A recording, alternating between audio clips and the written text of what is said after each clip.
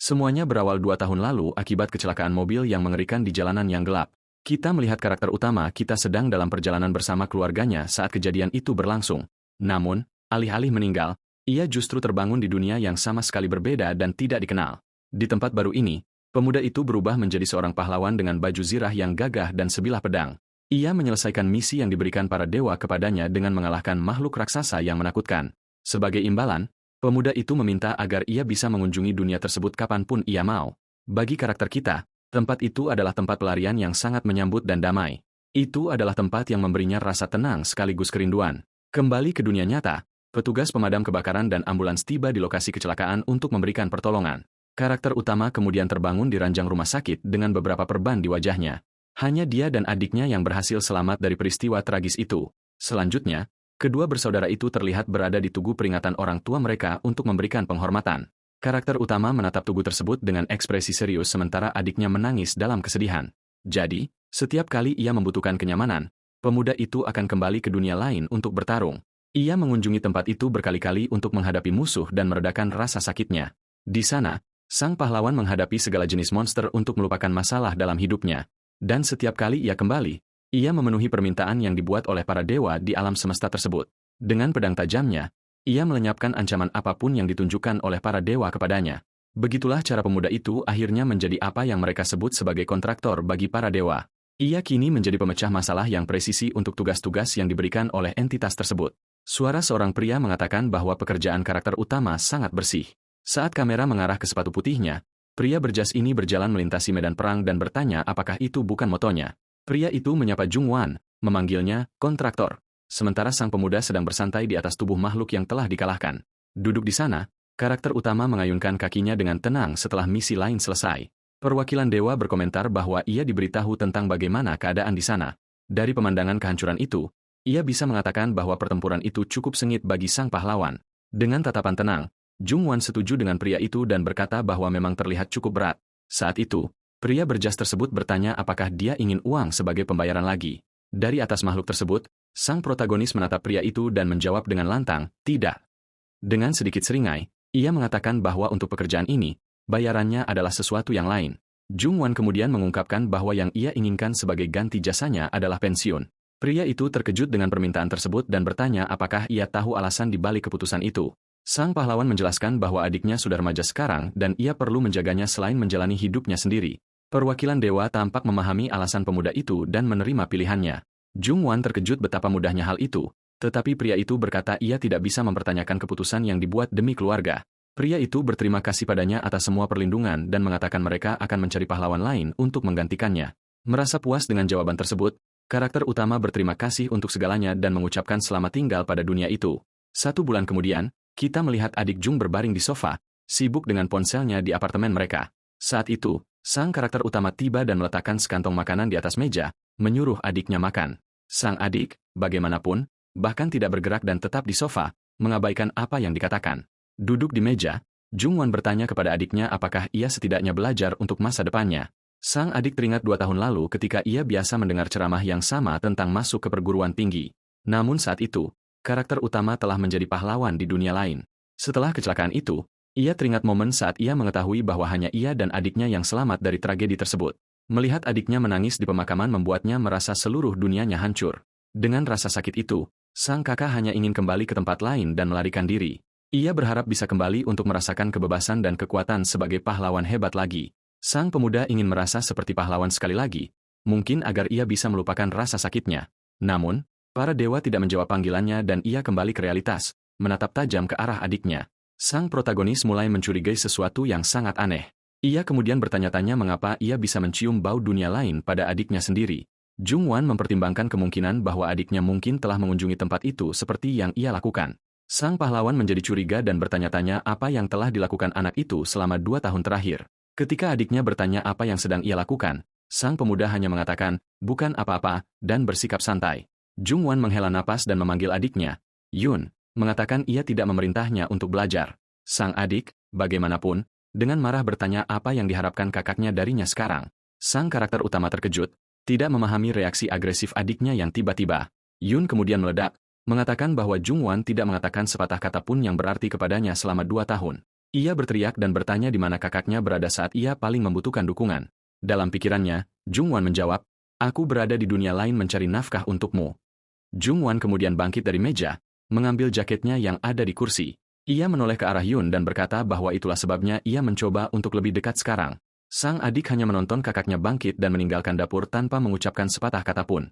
Setelah pertengkaran itu, Yun pergi ke wastafel dan menyuruh kakaknya membersihkan makanan yang ia tinggalkan di meja. Tiba-tiba, Yun berbalik dan bertanya apa yang sedang direncanakan kakaknya. Ia menatap dengan bingung ke arah Jungwon, yang sedang mengambil sweater yang ada di kursi. Dengan mata terbelalak, sang anak sepertinya mengerti apa yang akan dilakukan karakter utama. Yun kemudian mengambil nampan dengan makanan dan mulai mencucinya di wastafel dalam diam. Ia berpikir dalam hati bahwa setiap kali kakaknya mengenakan pakaian itu, bau dunia lain menjadi lebih kuat. Bertekad untuk mengetahui kebenarannya, Yun memutuskan ia perlu memverifikasi kecurigaannya. Anak itu mengamati sweater yang tertinggal di kursi dan merancang rencana di kepalanya. Ia kemudian mengambil sweater kakaknya dan meninggalkan rumah tanpa sepengetahuan yang lain. Jungwon, yang sedang berbaring di sofa, bertanya kemana adiknya pergi dengan terburu-buru. Yun percaya bahwa jika ia mengenakan pakaian kakaknya, ia akan dikira sebagai kakaknya dan bisa masuk ke dunia lain. Dengan mengenakan sweater itu, sang pemuda membuka pintu depan, bertekad untuk akhirnya kembali. Sang protagonis hanya menonton adiknya pergi tanpa penjelasan dan terlarut dalam pikirannya. 3 hari berlalu sejak adiknya pergi dari rumah tanpa sepatah kata pun. Jungwon mencoba meneleponnya, tetapi panggilannya langsung masuk ke pesan suara, membuatnya khawatir. Ia menolak percaya bahwa hilangnya adiknya ada hubungannya dengan para dewa. Penuh kecurigaan, sang pahlawan berpikir tidak mungkin hilangnya adiknya terkait dengan dunia lain itu. Tiba-tiba, cahaya keemasan muncul dan sebuah suara mengatakan bahwa ia tidak bisa menyangkal kemungkinan itu. Perwakilan dewa muncul dan mengungkapkan bahwa adik karakter utama berada di dunia lain. Jungwon menatap pria itu dengan ekspresi serius. Tanpa mengucapkan sepatah kata pun, sang pahlawan duduk di sofa dan memberitahu pria berjas itu bahwa ia perlu menjelaskan semuanya. Pria itu mulai bercerita bahwa 2 tahun lalu pada hari kecelakaan itu, sesuatu terjadi. Ia mengungkapkan bahwa adik Jungwon juga dibawa ke dunia lain pada hari itu. Di sana, sang adik dikenal sebagai pahlawan melankolis dan cukup aktif dengan caranya sendiri. Perwakilan itu menjelaskan bahwa seperti Jungwon, adiknya juga ingin bisa datang dan pergi. Jungwon menjadi kesal dan mempertanyakan apa masalahnya karena ia sendiri melakukannya selama 2 tahun. Pria berjas itu mengungkapkan bahwa sang protagonis dipilih oleh dunia itu sendiri, bukan oleh para dewa. Ia melanjutkan dengan mengatakan mereka tidak tahu masalah apa yang bisa ditimbulkan oleh kunjungan terus-menerus. Karena itu, mereka mengabaikan keberadaan Yun di dunia lain selama 2 tahun terakhir. Namun, pria itu mengatakan bahwa hari ini tampaknya seseorang akhirnya menyadari keberadaan anak itu di sana. Jungwon bertanya apakah ini terjadi karena pakaian yang dibawa adiknya. Perwakilan itu mengatakan pakaian itu adalah pemicunya, tetapi penyebab sebenarnya mungkin sesuatu yang lain. Sang protagonis menjadi penasaran dan bertanya apa alasan lainnya itu. Pria itu kemudian mengungkapkan bahwa penyebab sebenarnya mungkin adalah pensiunnya sang pahlawan. Jungwon menghela napas frustrasi karena baru 1 bulan sejak ia pensiun dari pekerjaan itu. Pria berjas itu mengingatkannya bahwa 1 bulan di bumi setara dengan 300 hari di dunia lain. Jungwon terkejut memikirkan seseorang sedang menunggunya pensiun sebelum melakukan tindakan. Perwakilan itu mengatakan beberapa masalah telah muncul sejak ia pensiun dan sang protagonis bertanya apa masalah tersebut. Pria berjas itu membenarkan dan mengungkapkan bahwa adik Jungwon adalah salah satu dari masalah besar tersebut. Jadi, Jungwon mengatakan dia hanya perlu mencari tahu siapa yang menciptakan komplikasi ini untuk menyelesaikan semuanya. Namun, pria itu menjelaskan bahwa hal tersebut tidak mudah karena sesuatu yang disebut kontaminasi. Sang pahlawan pun bertanya apa itu. Perwakilan tersebut mulai menjelaskan bahwa semuanya dimulai 3 hari yang lalu dalam waktu bumi atau 1 bulan di dunia lain. Dia mengatakan sebuah fenomena dengan penyebab yang tidak diketahui mulai terjadi ketika Yun kembali, dan mereka menyebutnya sebagai kontaminasi. Di pusat dari segalanya adalah pahlawan melancoli, Jung Yun, dan kontaminasi itu muncul dimanapun dia berada. Jungwon menyarankan untuk mengikuti jejak kontaminasi itu demi menemukan Yun. Namun, pria itu mengatakan itu tidak sesederhana itu. Rupanya, kontaminasi ini tidak hanya menyembunyikan jejak sang adik, tetapi juga memengaruhi para penguasa, lords. Para penguasa ini adalah pemimpin kuat di dunia itu dan tampaknya sedang terpengaruh. Perwakilan itu menambahkan bahwa fenomena tersebut bahkan memengaruhi para dewa di alam semesta itu. Dengan ini, sang protagonis mengerti bahwa kontaminasi yang disebut-sebut ini berkaitan langsung dengan adiknya. Dan untuk menemukan adik laki-lakinya, dia harus menemukan para pelakunya dan menyelesaikan semua masalah yang telah muncul. Pria berjas itu setuju, mengatakan itulah tepatnya yang harus dia lakukan untuk menyelamatkan Yun. Sang pahlawan marah dan bertanya mengapa dia harus membereskan kekacauan yang mereka buat sendiri. Untuk meyakinkannya, pria itu mengungkapkan bahwa sebentar lagi waktu di bumi dan di dunia lain akan tersinkronisasi. Jungwon terkejut dengan kemungkinan itu, dan pria itu mengatakan itulah sebabnya dia datang mencarinya. Perwakilan itu kemudian berkata dia akan menunjukkan apa yang sedang dilakukan adiknya saat itu juga. Saat itu juga, sebuah visi memperlihatkan naga dan monster menyerbu serta menghancurkan kota modern di bumi. Pria itu bertanya apakah dia merasa bertanggung jawab sekarang, sementara Jung Wan bertanya apakah Yun yang melakukan semua itu, dan pria itu membenarkannya. Jung Wan berpikir bahwa menciptakan gerbang sebesar itu ke bumi adalah sesuatu yang seharusnya tidak bisa dilakukan oleh siapapun di dunia itu. Dia kemudian menyuruh perwakilan tersebut untuk mengembalikan kekuatannya dan dia akan menangani situasinya sendiri. Namun, pria itu mengatakan itu masalah, karena akibat kontaminasi, mereka tidak bisa memulihkan kekuatannya. Sang pahlawan kesal dan bertanya apakah pada dasarnya tidak ada yang bisa mereka lakukan untuk membantu. Pria berjas itu membenarkan bahwa sayangnya tidak ada yang bisa mereka lakukan untuk saat ini, tetapi menyuruhnya untuk tidak khawatir. Dia mengungkapkan bahwa mereka telah menyiapkan rencana kontingensi sendiri untuk menghadapi situasi tersebut.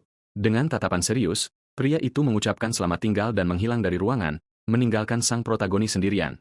Sementara itu, di kota, monster terus menyerang dan orang-orang berlarian dengan putus asa, berteriak meminta tolong. Jung Wan mengamati kekacauan tersebut dan berpikir dia ingin menolong orang-orang yang berada dalam bahaya. Namun tanpa kekuatannya, terjun langsung ke dalam pertempuran akan sangat berbahaya dan dia mungkin tidak akan selamat. Dia kemudian memutuskan akan mengurus situasi di bumi. Setelah mendapatkan Yun kembali dengan selamat, prioritasnya saat ini adalah pergi melalui gerbang dan mencari cara untuk mendapatkan kembali kekuatannya. Sang protagonis melompat dari gedung dan berlari dengan kecepatan tinggi melalui jalan-jalan kota yang hancur. Dia melihat gerbang biru yang bersinar di tengah jalan dan berkata pada dirinya sendiri bahwa dia telah menemukannya. Namun saat mendekat, dia menyadari ada beberapa monster yang menjaga jalan menuju dunia lain. Jung Wan mengidentifikasi 2 orc dan 1 goblin yang menghalangi jalan menuju tujuannya. Dia berpikir jika dia berlari dengan kecepatan penuh, dia bisa meninggalkan mereka dan melewati portal. Monster-monster itu melihatnya mendekat dan bersiap untuk menyerang pemuda yang berlari ke arah mereka. Sang pahlawan tidak ragu dan terus berlari menuju portal. Dengan monster yang terus mengejarnya, dia tahu bahwa jika dia berhenti sedetik saja, itu akan menjadi akhir baginya, jadi dia tidak boleh melambat. Saat dia melewati portal, dia menyadari seekor orc keluar dari sana tepat di depannya. Sang protagonis terkejut dan tegang melihat makhluk itu muncul dari portal begitu tiba-tiba. Orc yang berotot dan mengintimidasi itu menyiapkan tongkat kayunya untuk menyerang sang pemuda. Jung Wan menggerutu tentang waktu yang sangat buruk ini karena dia saat ini tidak memiliki kekuatan. Dia melesat untuk menghindari serangan monster tersebut, yang terus mengejarnya melalui lorong. Dengan jantung berdegup kencang, dia bertanya-tanya apakah dia bisa menghindari pukulan itu tepat waktu agar tetap hidup. Hanya selisih rambut, sang pahlawan berhasil menghindari serangan orc tersebut, yang meleset beberapa inci saja. Merasa lega, dia berteriak bahwa dia berhasil menghindarinya dan sekarang hanya perlu masuk sepenuhnya ke dalam portal. Namun, monster itu tidak menyerah dan menyerang lagi, senjata di tangan, untuk memukulnya. Makhluk itu memukulnya telak dengan hantaman kuat, membuatnya terlempar ke dalam portal. Sang protagonis terlempar sangat jauh dan melewati lorong dengan cara yang kasar dan keras. Di sisi lain, orc itu menyaksikan sang pemuda menghilang ke dalam kegelapan portal setelah terpukul. Jung Wan mendarat di tanah di sisi lain, kelelahan dan kehabisan napas. Setelah pertempuran singkat itu, dia bangkit perlahan dan bertanya-tanya apakah dia berhasil melintasi gerbang dan mencapai dunia lain. Pemuda itu harus bergegas sebelum monster-monster bisa mengejarnya di sana. Namun ketika dia berbalik, dia menyadari gerbang biru yang bersinar itu baru saja menghilang. Bingung, sang protagonis bertanya-tanya mengapa portal itu tiba-tiba menghilang tanpa penjelasan. Dia belum pernah melihat hal seperti ini terjadi sebelumnya dan mulai khawatir dengan situasi yang tak terduga ini. Pemuda itu bertanya-tanya apakah hilangnya portal itu juga karena kontaminasi yang disebut-sebut tadi. Tanpa jalan kembali, dia menghunus pedangnya dan bersiap untuk bertarung. Dengan pedangnya, dia melepaskan gelombang energi biru yang menghancurkan segalanya di sekitarnya. Dia ingat bagaimana dia dulu mengalahkan gerombolan musuh dengan satu serangan. Sebulan yang lalu, hal itu mungkin terjadi. Namun sekarang, tanpa kekuatannya, dia rentan. Sang pahlawan merasakan sakit yang tajam di punggungnya di tempat orc itu memukulnya. Dia mengeluh tentang rasa sakitnya dan menyadari bajunya sobek di tempat dia dipukul. Untungnya, lukanya tidak terlihat serius, tetapi dia tahu bahwa seekor orc pun akan menjadi masalah sekarang.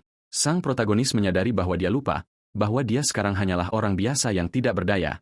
Tiba-tiba, dia mendengar langkah kaki mendekat dan bersiaga tinggi untuk apa yang akan terjadi.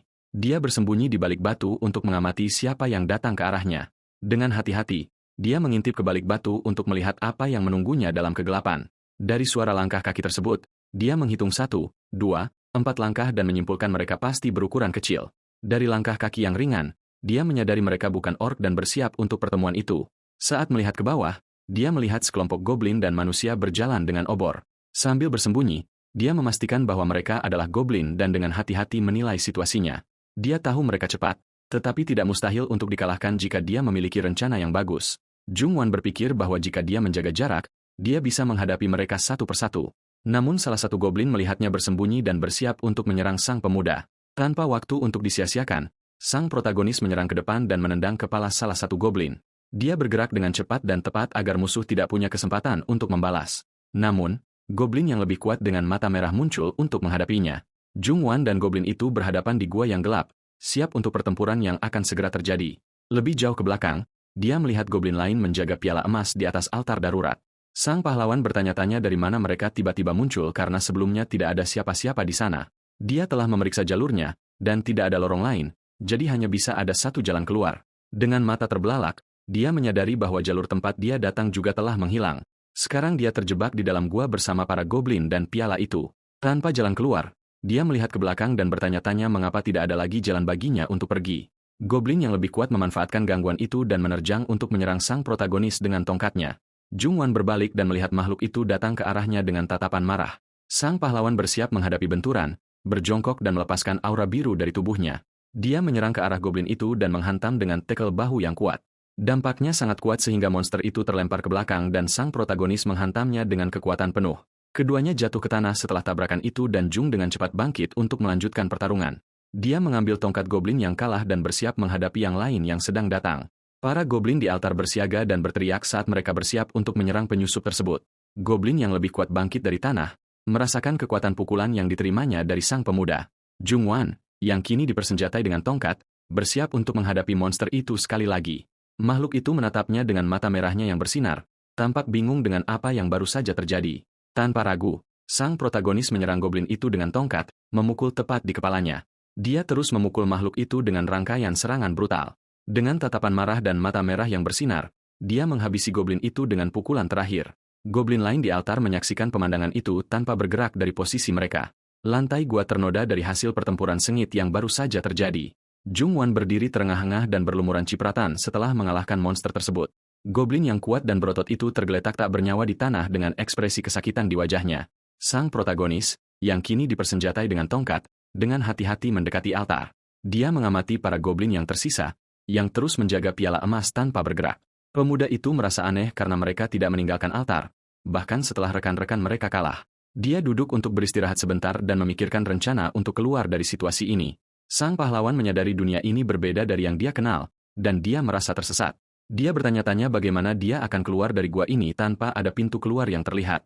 Melihat piala di altar, dia pikir benda itu sepertinya bukan sesuatu yang istimewa. Meski begitu, dia memutuskan dia harus memeriksa piala itu untuk memastikan itu bukan jebakan. Dia mendekati para goblin dengan tongkat di tangan dan memanggil mereka untuk mengobrol. Dengan senyum sinis, dia menyuruh mereka untuk santai dan tidak perlu emosional. Jung Wan berjalan menuju altar, siap menghadapi para goblin yang menunggunya. Dia menilai situasi dan melihat ada 4 goblin yang dipersenjatai dengan tombak tajam.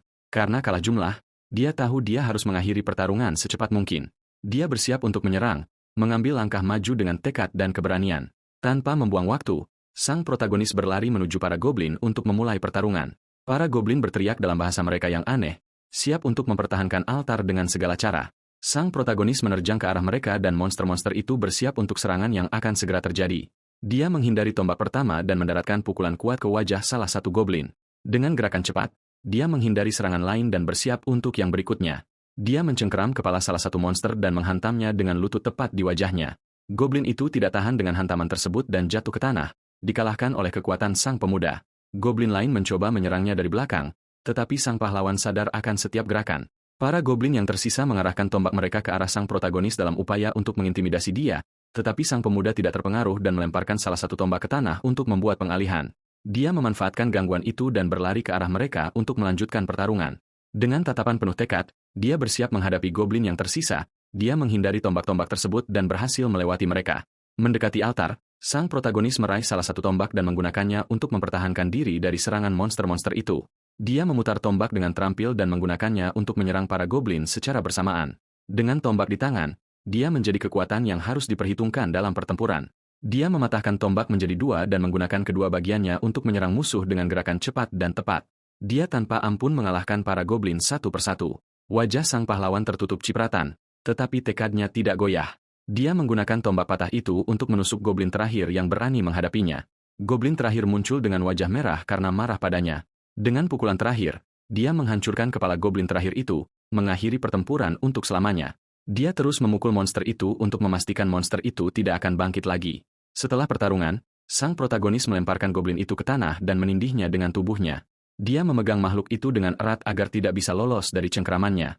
Goblin itu meronta dan berteriak, mencoba membebaskan diri, tetapi sang pahlawan lebih kuat.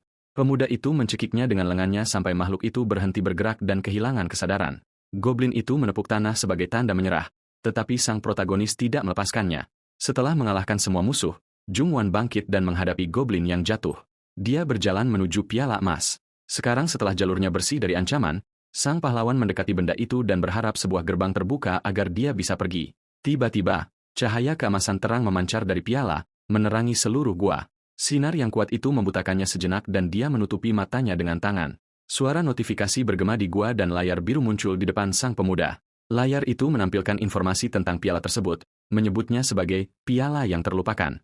Jung mengeluh bahwa para dewa selalu mempersulit keadaan. Alih-alih membantu secara langsung, dia melihat ke layar dan mencoba memahami apa yang terjadi dengan benda misterius ini. Sementara itu, di kota, para medis sedang membantu korban serangan monster. Jalanan dipenuhi dengan ambulans dan tim penyelamat yang bekerja untuk menyelamatkan yang terluka. Sang protagonis berpikir bahwa untuk menemukan Yun, dia perlu menemukan gerbang lain menuju dunia lain. Dia bertanya-tanya apakah portal yang tersisa sudah ditutup atau apakah masih ada yang terbuka. Tiba-tiba, sebuah suara berkata bahwa sang protagonis tampak seperti orang yang baru saja melalui masa sulit, dan dia berbalik dengan terkejut. Itu adalah perwakilan para dewa, dan sang pahlawan bertanya apakah mereka belum selesai berbicara. Pria berjas itu mengatakan bahwa dia menemukan cara untuk memulihkan kekuatannya dan datang untuk mencarinya. Jung menjawab bahwa itu adalah kabar yang sangat baik, dan pria itu mengatakan itu bukan tawaran yang buruk. Perwakilan tersebut menjelaskan bahwa bumi saat ini memiliki sistem yang disebut awa kening, kebangkitan. Sistem ini menggunakan mana dari dunia lain yang bocor melalui portal ke bumi. Pria itu membangkitkan potensi laten orang-orang sama seperti para dewa memberikan otoritas. Mereka yang menghentikan monster dan menutup portal dikenal sebagai awa kened, orang yang telah bangkit. Sang protagonis kemudian bertanya bagaimana dia seharusnya memulihkan kekuatannya dengan sistem ini. Pria itu mengungkapkan bahwa dia menciptakan gerbang khusus satu orang untuk dia gunakan sesuai keinginannya. Dia juga mengaktifkan inventaris sang pahlawan agar dia bisa menyimpan barang-barang penting. Jungwan bertanya bagaimana Yun bisa menggunakan gerbang itu jika hanya untuk satu orang. Dan pria itu mengatakan dia telah menggunakan seluruh otoritasnya. Pria berjas itu mengatakan barang itulah yang dia butuhkan untuk menemukan adik laki-lakinya. Namun, pemuda itu berargumen bahwa gerbang saja tidak akan mengembalikan kekuatan bertarungnya. Pria itu menjelaskan bahwa untuk mendapatkan kembali kekuatannya, dia harus menggunakan sistem awakenet. Sang pahlawan mengatakan dia bukan seorang awakenet, dan pria itu mengatakan bahwa bahkan para dewa tidak bisa melanggar aturan. Perwakilan itu menyerahkan sebuah kalung kepadanya dan mengatakan misi serta hadiah akan datang melalui kalung tersebut. Jungwan bertanya tentang hadiahnya, dan pria itu mengatakan dia akan dapat menggunakan kekuatan aslinya dalam cara yang terbatas. Pria berjas itu mengatakan mereka berdua sedang terburu-buru jadi dia akan menjelaskan semuanya sedikit demi sedikit. Dia menyuruhnya pergi ke hutan kupu-kupu dan layar misi pun muncul dengan tugas tersebut. Misi itu membawanya ke sebuah desa dekat hutan kupu-kupu di sebelah barat kerajaan Boske. Sebuah portal biru terbuka di hutan dan suara seperti guntur bergema di tempat yang tenang itu. Sang protagonis melangkah keluar dari portal dengan langkah tegas, siap memulai misi barunya. Dia berjalan dengan percaya diri, diselimuti aura biru yang mengikutinya kemanapun dia pergi. Saat tiba di desa, dia mengamati sekelilingnya dengan cermat agar tidak tertangkap oleh kejutan. Dia menganalisis pinggiran desa dengan tatapan serius dan waspada akan apa yang mungkin dia temukan. Tiba-tiba, sebuah obor menyala menerangi malam yang gelap di desa itu, menarik perhatiannya. Pemuda itu berbalik dan melihat sekelompok penduduk desa mendekatinya dengan obor dan senjata. Dia mendapati dirinya dikepung oleh penduduk desa yang menatapnya dengan curiga dan bermusuhan. Seluruh desa tampak waspada dan siap menyerang orang asing yang muncul. Sementara itu, di dalam hutan, seorang pria berlari putus asa menembus pepohonan dan kegelapan. Dia tampak melarikan diri dari sesuatu atau seseorang, dan ekspresinya adalah ketakutan murni. Pria itu, yang terengah-engah dan kelelahan, terus berlari tanpa menoleh ke belakang, takut akan apa yang mengejarnya. Dia berpikir dia harus bergegas dan memperingatkan yang lain tentang bahaya yang mendekat. Namun, dia tersandung akar dan jatuh ke tanah. Terluka dalam proses pelariannya, energi biru menghantamnya, dan dia menjerit kesakitan saat dia tertangkap oleh pengejarnya. Dia mencoba untuk bangkit dan terus berlari, tetapi sudah terlambat untuk melarikan diri. Makhluk bayangan raksasa dengan mata merah menyala muncul di depannya. Pria itu lumpuh karena ketakutan saat melihat makhluk itu dan tergagap. Tidak mampu berbicara, dia menjerit ketakutan saat dia dikelilingi oleh kupu-kupu biru yang terbang di sekelilingnya. Setelah semuanya selesai, kepala desa meminta maaf atas kesalahpahaman sebelumnya. Jung Wan mengatakan adalah wajar untuk berjaga-jaga ketika orang asing muncul begitu larut malam. Pria itu kemudian bertanya apa tujuan pemuda itu datang ke hutan pada jam ini. Sang protagonis menjawab bahwa dia perlu menemukan seseorang yang hilang di hutan gelap tersebut. Kepala desa mengantarnya ke pintu masuk hutan dan mengatakan mereka telah mencapai tujuan. Dia menunjuk ke hutan lebat itu dan mengatakan bahwa ini adalah hutan kupu-kupu yang menakutkan. Pria itu menawarkan untuk pergi bersama Jung Wan, mengatakan akan lebih baik dengan pemandu yang berpengalaman. Dia mulai menjelaskan bahwa bahan utama ramuan mana adalah jamur biru, dan jamur langka serta berharga ini hanya tumbuh di hutan tersebut dan tidak di tempat lain. Dulu, hutan itu adalah tempat yang aman untuk mengumpulkan jamur karena tidak ada monster. Namun baru-baru ini, setiap kali seseorang menyentuh jamur, kupu-kupu hutan akan menyerang. Sang pahlawan bertanya-tanya apakah kupu-kupu tersebut terpengaruh oleh kontaminasi dan mengulurkan tangannya ke salah satunya. Pemandu itu menghentikannya dengan memegang lengannya dan memperingatkannya untuk tidak menyentuhnya dalam keadaan apapun. Dia menjelaskan bahwa sayap kupu-kupu itu tajam dan dapat menyebabkan cedera serius. Jung kemudian bertanya tentang jamur tersebut dan apakah masalahnya bukan berasal dari jamur itu. Pria itu mengatakan dia sudah memeriksa jamur tersebut dan tidak menemukan sesuatu yang salah. Satu-satunya kesimpulan adalah perilaku kupu-kupu tersebut telah berubah karena suatu alasan yang tidak diketahui. Keduanya memasuki hutan mengikuti jalan setapak dengan pemandu yang menerangi jalan dengan obor. Tiba-tiba, mereka mendengar suara aneh dan berhenti untuk menyelidiki sumber suara tersebut. Jung bertanya kepada pemandu tentang tidak adanya monster lain, dan pria itu mengatakan dia juga tidak tahu. Pemandu itu berteriak agar mereka berlari lebih cepat saat mereka melarikan diri dari sesuatu di hutan yang gelap itu. Sang protagonis bertanya apa yang terjadi pada semua orang dan pemandu itu melihat penduduk desa yang ketakutan. Salah satu pria menjelaskan bahwa mereka diserang oleh kupu-kupu hutan tanpa alasan. Pemandu itu terkejut karena kupu-kupu tersebut belum pernah menyerang siapapun sebelum hari itu. Pria itu mengakui dia menjadi serakah ketika melihat jamur dan meminta maaf atas apa yang terjadi. Dia bertanya tentang seorang pria bernama Sam dan yang lain mengatakan mereka akan mencarinya saat pagi tiba. Kepala desa marah dengan sikap pria itu dan menatapnya dengan pandangan penuh amarah. Pria itu menyarankan agar Jung Wan juga kembali di pagi hari, tetapi sang pahlawan punya rencana lain. Dia menghargai perhatiannya, tetapi mengatakan dia tidak punya waktu untuk disia-siakan dan harus terus maju. Sang protagonis dan pemandu melanjutkan pencarian mereka melalui hutan yang gelap dan berbahaya. Tiba-tiba, Jung berhenti dan melihat sesuatu yang aneh di lantai hutan. Dia melihat kantong kulit di tanah dan bertanya-tanya apa yang bisa terjadi di sana. Terkejut, dia mempertanyakan apakah kupu-kupu itu yang bertanggung jawab atas hal tersebut. Dia bertanya kepada pemandu apakah dia yakin tidak ada monster lain di hutan itu. Pria itu mengatakan ini adalah pertama kalinya baginya juga, dan mungkin ada sesuatu yang lain di sana. Sang protagonis menjadi termenung setelah mendengar kata-kata pemandu dan menganalisis situasinya. Dia menunjuk ke area yang lebih jauh ke depan dan bertanya, apa yang ada di arah itu? Pemandu itu melihat ke arah tersebut dan mengatakan atmosfer di sana terasa sedikit berbeda dari biasanya. Dia menjelaskan bahwa itu adalah bagian terdalam hutan tempat ia terhubung dengan pegunungan.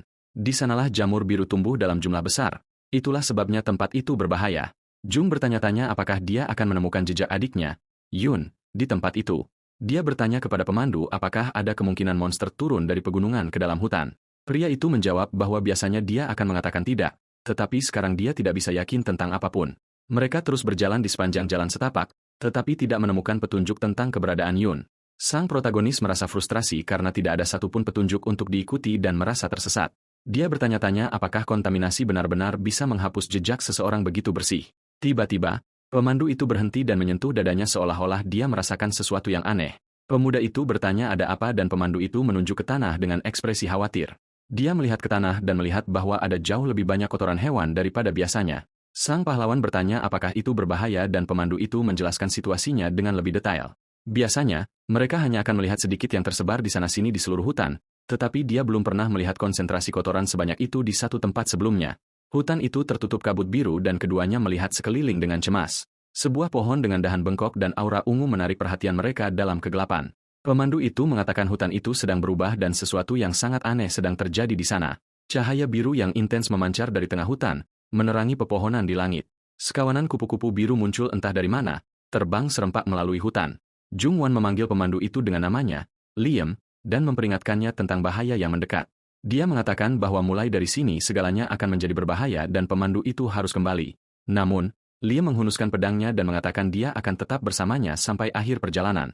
Jung Wan mengatakan dia tidak bisa berjanji untuk menjaganya tetap aman. Saat kupu-kupu mendekat, Liam bersiap untuk bertarung dengan pedangnya. Saat kupu-kupu menyerang dengan sayap tajam mereka, Sang protagonis melihat sesuatu bergerak dalam kegelapan dan bersiap untuk apa yang akan terjadi selanjutnya. Dia mengatakan ada sesuatu yang mendekat dan bersiap untuk pertarungan yang akan terjadi. Tanah bergetar dan batu-batu mulai berjatuhan dari langit seolah-olah ada sesuatu yang sangat besar sedang bergerak. Liam bertanya-tanya apa yang ada di hutan ini saat dia bersiap untuk bertarung. Duri-duri tajam melesat keluar dari tanah dengan kecepatan tinggi, nyaris mengenai kedua pendamping itu. Sesosok makhluk raksasa menyerupai kupu-kupu muncul dari kedalaman hutan. Jungwan mengenali makhluk itu dan tersenyum, mengatakan, senang sekali bertemu dengannya di sini.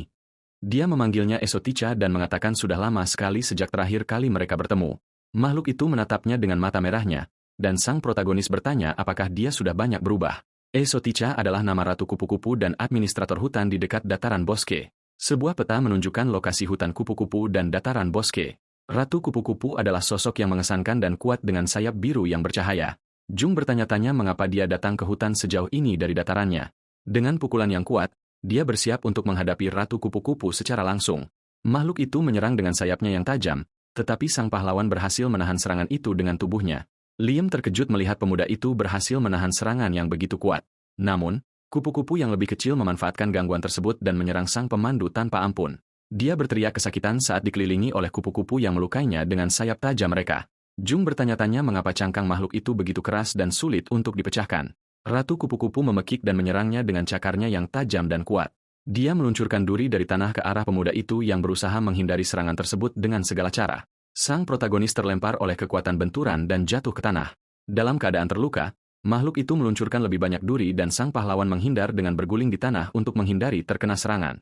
Dia bangkit dan mencari Liam di tengah kebingungan dan kekacauan pertempuran.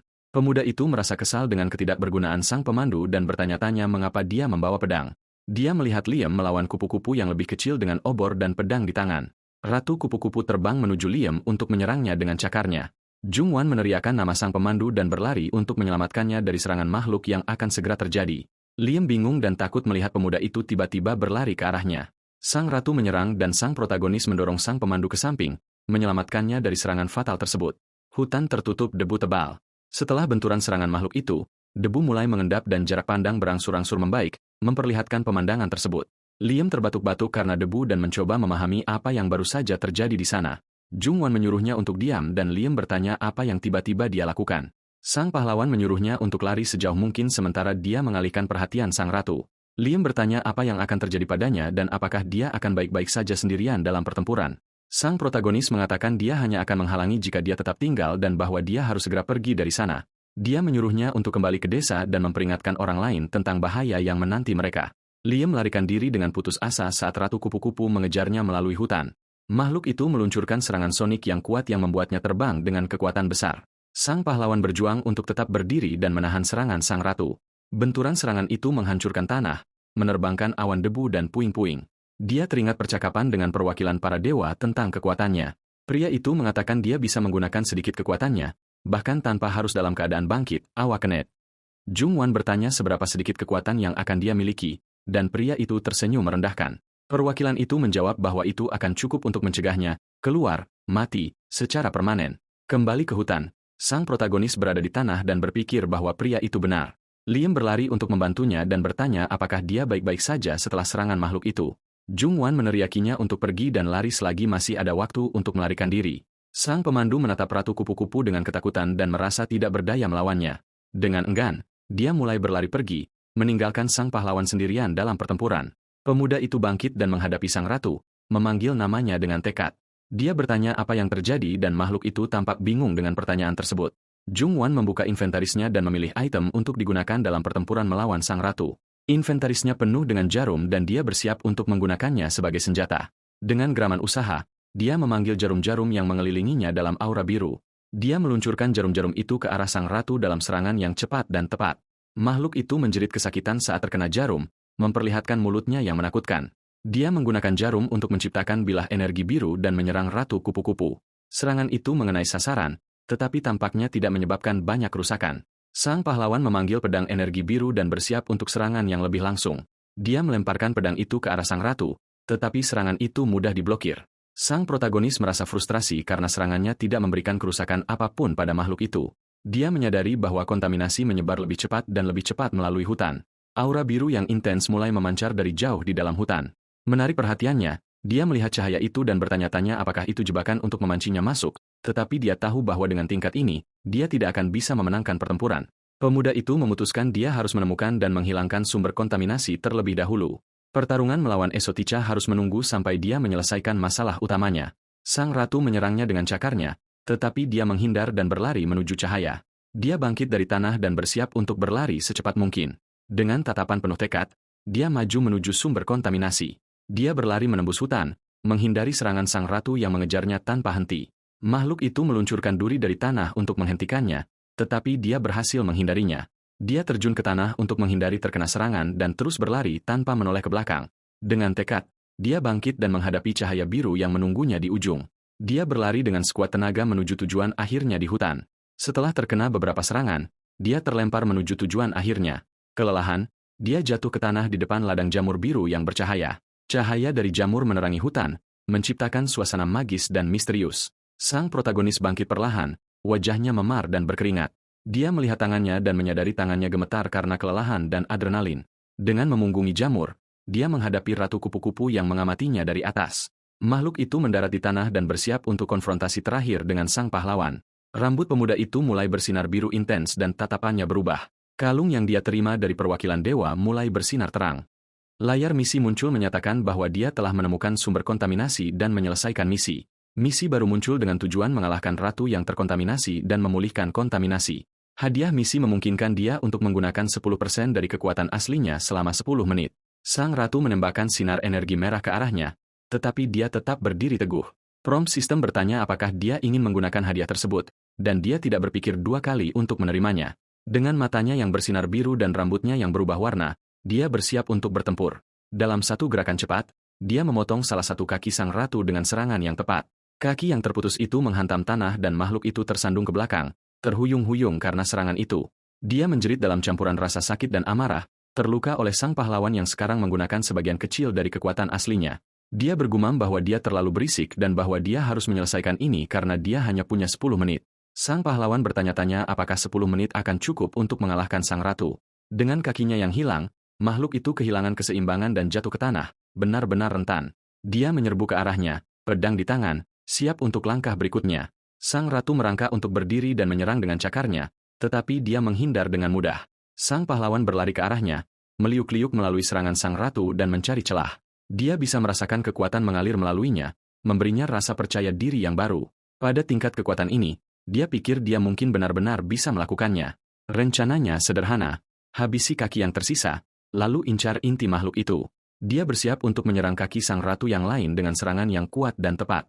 Namun, makhluk itu membentangkan sayapnya dan terbang ke langit, keluar dari jangkauan pedangnya. Jungwan terkejut, bertanya-tanya mengapa dia mulai terbang sekarang. Sang ratu menatapnya dari atas, mata merahnya terbakar kebencian. Sang ratu melepaskan tentakelnya, menghujani sang pahlawan dengan badai serangan.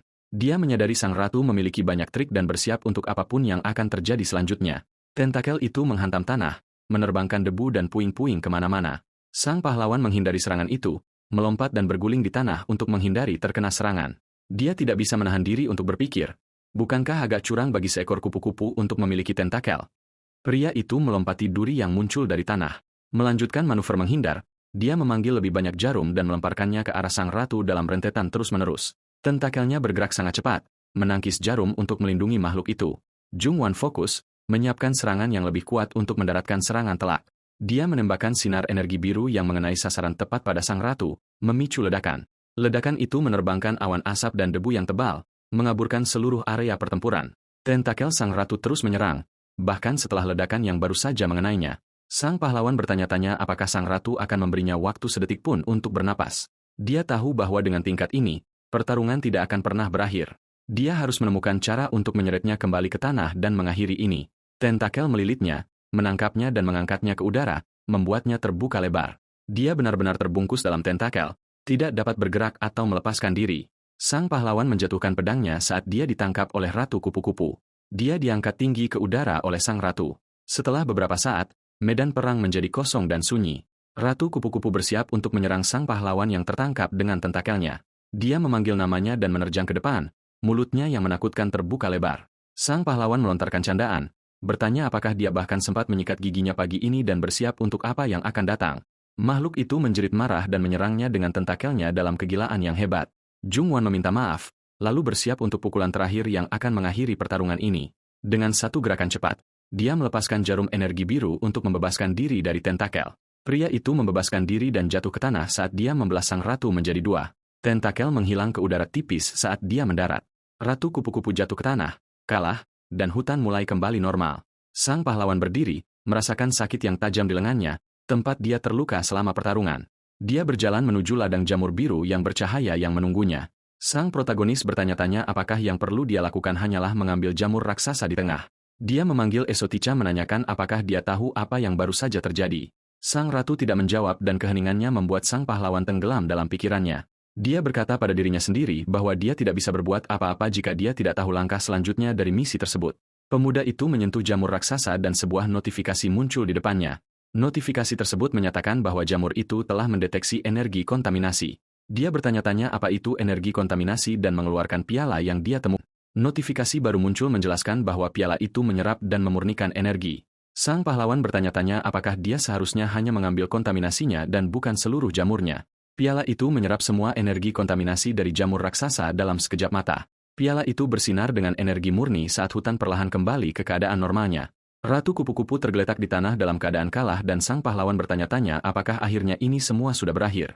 Dia menyimpan piala itu dan memikirkan apa hadiah untuk menyelesaikan misi tersebut nantinya. Sang protagonis mendekati sang ratu dan piala di sakunya mulai bersinar lagi. Dia mendekati makhluk itu dan bertanya apa yang mungkin terjadi padanya hingga berakhir seperti ini. Tentakel yang dulunya menutupi tubuhnya larut dan sang ratu mulai kembali ke bentuk aslinya. Makhluk itu mulai berubah, diselimuti cahaya biru yang cemerlang. Dia berubah menjadi seorang wanita dengan sayap kupu-kupu dan rambut biru muda. Wanita itu memanggilnya, kontraktor, dan menatapnya dengan mata tertutup, ekspresi tenang di wajahnya. Sang pahlawan tersenyum dan mengatakan dia cantik lagi, sama seperti sebelum dia dikorup. Dia ingat ketika pertama kali bertemu dengannya lama sekali di salah satu misinya. Dia telah memberitahunya tentang 13 cobaan yang lahir dari jurang maut untuk membawa kekacauan. Makhluk-makhluk ini ditakdirkan untuk menjerumuskan dunia ke dalam kekacauan dan kehancuran total. Namun, keberadaan sang protagonis memaksa mereka bersembunyi untuk menunggu waktu. Dia bertanya-tanya apakah mereka telah muncul kembali sekarang setelah dia resmi pensiun. Sang ratu mengatakan kepadanya bahwa dia harus merebut kembali kekuatannya dan mengembalikan cobaan itu ke jurang maut. Dia mengatakan bahwa ini adalah takdir yang telah dipilihkan dunia untuknya, dan tidak ada jalan untuk menghindarinya. Cahaya biru menyelimutinya, dan dia tiba-tiba dipindahkan ke suatu tempat lain. Dia mendapati dirinya berada di tempat yang gelap dan misterius. Dia menggerutu bahwa sang ratu hanya menjatuhkan bom pernyataan samar seperti itu lalu meninggalkannya untuk membereskan kekacauan. Protagonis menoleh ke arah hutan dan bertanya-tanya apakah tempat itu juga kembali normal setelah pertempuran. Layar misi muncul, memberitahunya bahwa dia telah menyelesaikan misi dan melewati ujian pertama. Sebagai hadiah, dia sekarang dapat menggunakan 30% dari kekuatan aslinya selama 7 menit. Misi baru muncul, temukan penguasa kerajaan hutan yang hilang. Di tengah hutan lebat, kita melihat pohon raksasa dengan seorang pria sedang beristirahat di dekatnya.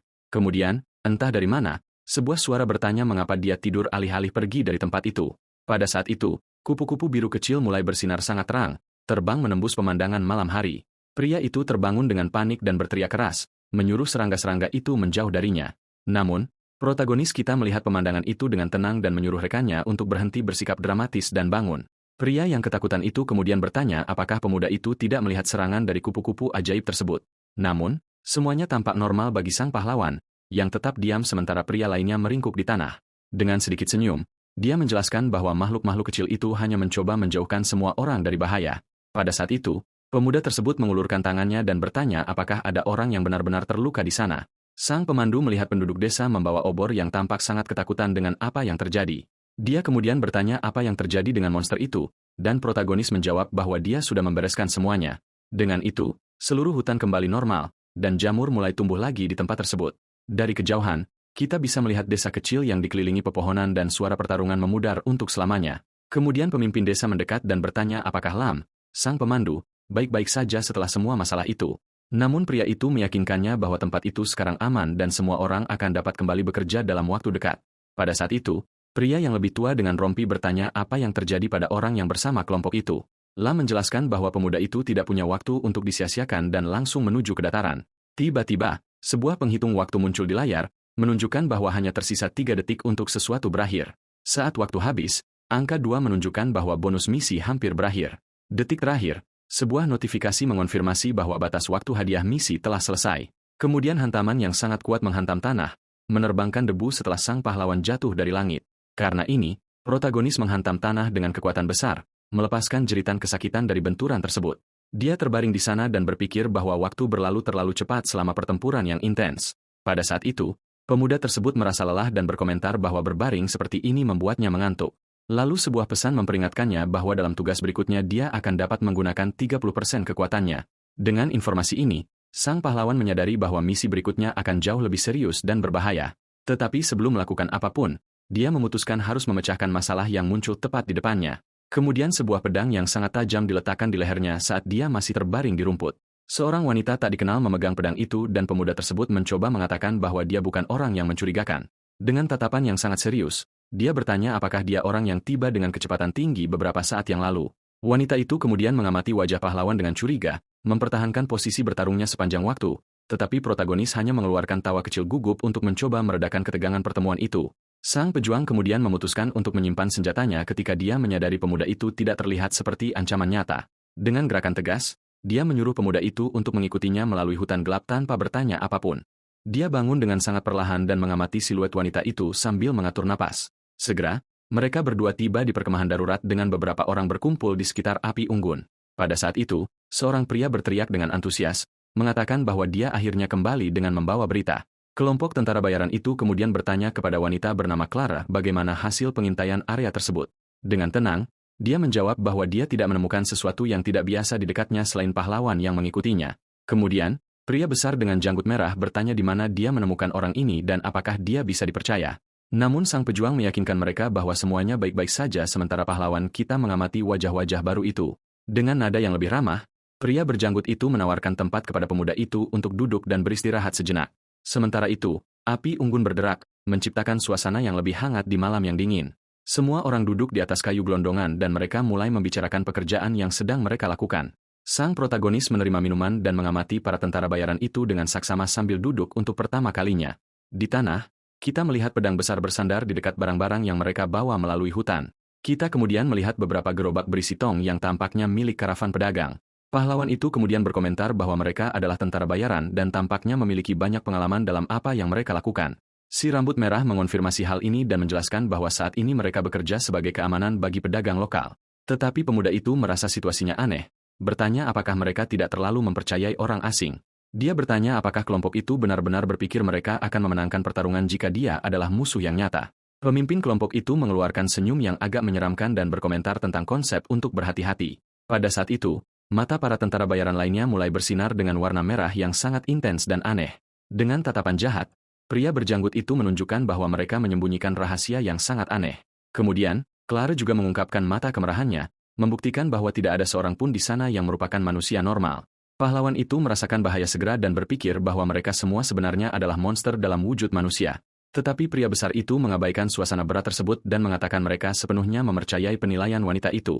Dengan itu, sang pejuang terus minum dengan tenang, mengabaikan ekspresi terkejut pahlawan muda kita. Tiba-tiba, ketegangan meningkat saat si rambut merah mengepalkan tinjunya dengan erat dan mengajukan pertanyaan langsung. Dia menuntut untuk mengetahui apa yang dilakukan pemuda itu larut malam dan apakah dia bagian dari pasukan iblis. Dia menjawab dengan sangat tenang bahwa dia sedang dalam perjalanan menuju dataran luas. Tentara bayaran lainnya menganggap jawaban itu aneh dan bertanya mengapa ada orang yang pergi ke sana saat ini. Pemuda itu kemudian bertanya apakah ada masalah yang sangat serius yang terjadi di wilayah spesifik itu. Dengan itu, pria berjanggut itu mulai menjelaskan bahwa dataran tersebut sedang menderita wabah aneh. Dia mengatakan bahwa bukan hanya manusia, tetapi semua alam di tempat itu sekarat dan menjadi tidak layak huni. Prajurit berbaju zirah menambahkan bahwa desa-desa di dekat istana kerajaan telah benar-benar ditinggalkan. Kemudian si rambut merah mengakui bahwa mereka menggunakan pekerjaan pengawalan hanya sebagai alasan untuk melarikan diri dari sana juga. Mendengar tentang kontaminasi tersebut, pemuda itu menyadari bahwa sistem membimbingnya mengikuti jejak saudaranya. Sementara itu, di dalam tenda yang terang, kita melihat beberapa pria mengatur peta dan kertas. Pemimpin kelompok menganalisis rute di atas kertas untuk memutuskan jalur terbaik yang harus diikuti. Dia melihat tanda merah dan berkomentar bahwa situasi kerajaan praktis tidak dapat diubah. Dengan tatapan berpikir, sang peri berencana untuk beristirahat di dekat hutan sebelum melintasi perbatasan. Pada saat itu, sang master pedagang merenungkan apakah lebih baik naik kapal dari pelabuhan lain. Namun suara dari luar menarik perhatiannya dan dia memutuskan untuk menyimpan dokumen-dokumen itu dengan sangat cepat. Kembali ke api unggun, Raksasa berambut merah itu mulai tertawa keras, mengatakan bahwa pemuda itu tidak tahu apa-apa.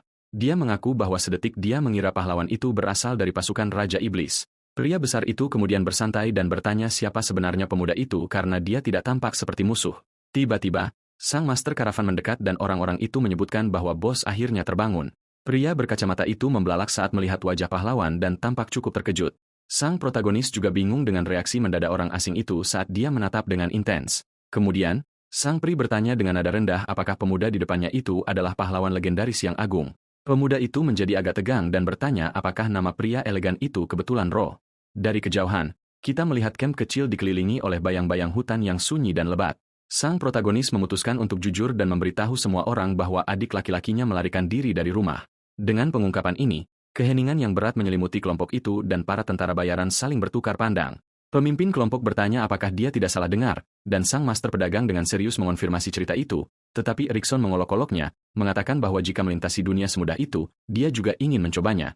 Pemuda itu kemudian menjelaskan bahwa dia mendengar saudaranya melewati dataran, itulah sebabnya dia mencari informasi.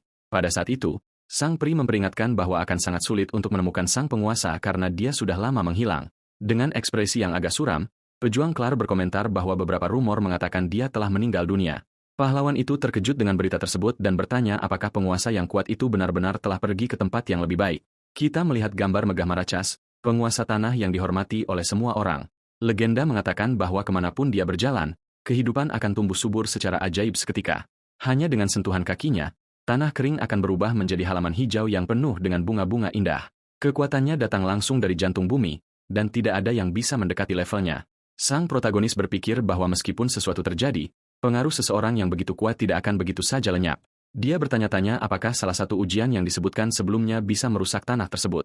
Pahlawan itu teringat pada Ratu Kupu-Kupu dan mempertanyakan apakah makhluk yang dia sebutkan benar-benar memiliki kekuatan sebesar itu. Dengan penuh pertimbangan, dia meletakkan tangannya di dagu dan memutuskan untuk menyelidiki lebih lanjut tentang apa yang terjadi hari itu. Kemudian pemuda itu meminta kelompok tersebut untuk berbagi lebih banyak detail tentang saat yang tepat ketika sang penguasa menghilang. Sambil menghela napas, si rambut merah Erikson setuju untuk menceritakan apa yang dia ketahui jika itu membantu pencarian pemuda tersebut. Dia mulai menceritakan kisahnya, mengingat bahwa semuanya terjadi tepat pada hari wabah dimulai. Pada saat itu, mereka berada di kota komersial dan peringatan tentang bandit diberikan kepada kelompok mereka.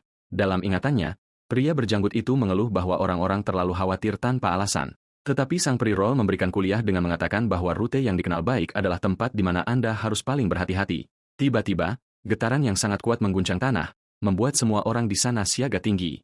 Ro panik dan bertanya-tanya apakah ini awal dari gempa bumi yang akan menghancurkan segalanya. Kuda-kuda gerobak mulai meringkik ketakutan saat kekacauan menguasai jalanan. Orisen berlari menuju tuannya dan bertanya apakah dia terluka setelah dampak awal. Dengan itu, dinding bangunan mulai retak dan potongan batu jatuh dari tempat yang tinggi. Sang pedagang berlutut dalam keputusasaan saat atap bangunan runtuh tepat di atasnya. Tetapi pejuang berambut merah itu bertindak cepat dan menarik senjatanya yang bersinar dengan energi biru yang sangat kuat. Dia menggunakan pedang ajaibnya untuk menghancurkan puing-puing raksasa sebelum menyentuh tanah. Pria besar itu berteriak pada tuannya untuk mencoba membuatnya tetap fokus sambil melindungi area bencana. Ro melihat ke atas dengan ketakutan menyadari dia hampir hancur oleh batu-batu yang jatuh. Orisen memerintahkannya untuk membawa para pedagang ke tempat yang aman secepat mungkin. Tetapi sang pri khawatir tentang temannya yang berjanji akan mengikuti mereka tepat setelah menangani bahaya tersebut. Kemudian si rambut merah berlari dengan kecepatan melalui puing-puing kota yang sedang dihancurkan sepenuhnya. Saat dia bergerak maju, dia bertanya-tanya apakah pasukan Raja Iblis telah meluncurkan serangan mendadak terhadap mereka. Prajurit pemberani itu melewati gerbang kastil, mencari sumber dari semua kehancuran itu. Berlari dengan sangat cepat, sepatu bot Erikson menghantam tanah kota yang hancur itu dengan kekuatan. Kemudian tentara bayaran itu melihat ke atas dengan sangat terkejut dan bertanya-tanya apa yang sedang terjadi. Penglihatan aneh muncul dengan seluruh pegunungan diangkat dan dipecahkan di Cakrawala. Kembali ke masa sekarang, si rambut merah selesai menceritakan kisahnya dan bara api berderak. Dia menjelaskan bahwa wabah mengambil alih segalanya dan memaksa semua orang untuk pergi. Tetapi sang pahlawan tetap diam setelah mendengar bahwa dataran itu sekarang hanyalah gurun yang tak bernyawa. Pada saat itu, para pengembara mendoakan keberuntungan bagi pemuda itu saat dia bersiap untuk melanjutkan perjalanannya sendirian. Master Roll membungkuk dan berkata dia benar-benar berharap pemuda itu menemukan saudaranya. Kemudian protagonis menjauh dari kelompok, berpikir jalur hutan seharusnya baik-baik saja. Dengan tekad, pemuda itu berjalan di bawah langit biru menuju tempat di mana bahaya menanti. Begitu dia tiba di tujuannya, kakinya melangkah ke tanah kering yang penuh dengan retakan yang sangat dalam. Namun dengan setiap langkah, Sang pahlawan menyadari bahwa kehancuran di sana jauh lebih besar daripada yang dia bayangkan. Kemudian angin kencang bertiup, menerbangkan debu di atas sisa-sisa makhluk yang tersebar di tanah. Pemuda itu menatap ke arah Cakrawala dan mengingat kata-kata Ratu Kupu-Kupu tentang ujian. Dengan itu, dia bertanya-tanya apakah penguasa tanah menghadapi musuh yang kuat selama kontaminasi. Kemudian sistem mengaktifkan misi untuk menemukan Lord Marachas di dataran sebagai imbalan kekuatan. Pada saat itu, sang pahlawan berhenti tiba-tiba setelah merasakan getaran aneh yang berasal dari bawah tanah. Dari kejauhan, ia mengamati formasi batu raksasa yang tampak seperti bekas luka di tanah mati itu. Dengan tatapan analitis, pemuda itu mencoba mencari petunjuk yang menunjukkan adanya pertempuran baru-baru ini. Kita kemudian melihat luasnya pemandangan sunyi di mana sang pahlawan hanyalah titik kecil di peta. Tiba-tiba, sebuah ingatan muncul, memperlihatkan dua sosok misterius yang berbicara dalam kerahasiaan total. Kemudian, energi gelap berwarna ungu mulai bermanifestasi, menciptakan pusaran kekacauan murni dengan kekuatan destruktif. Sosok berjubah itu meluncurkan sihirnya ke tanah tanpa ampun.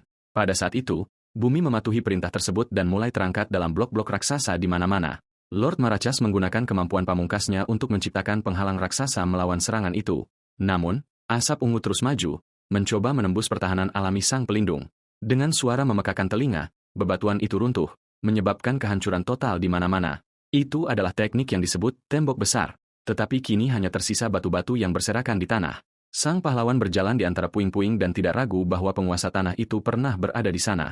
Kemudian, pemuda itu menyentuh bebatuan tersebut dan menyadari sisa-sisa energi jahat yang masih berdenyut di area itu.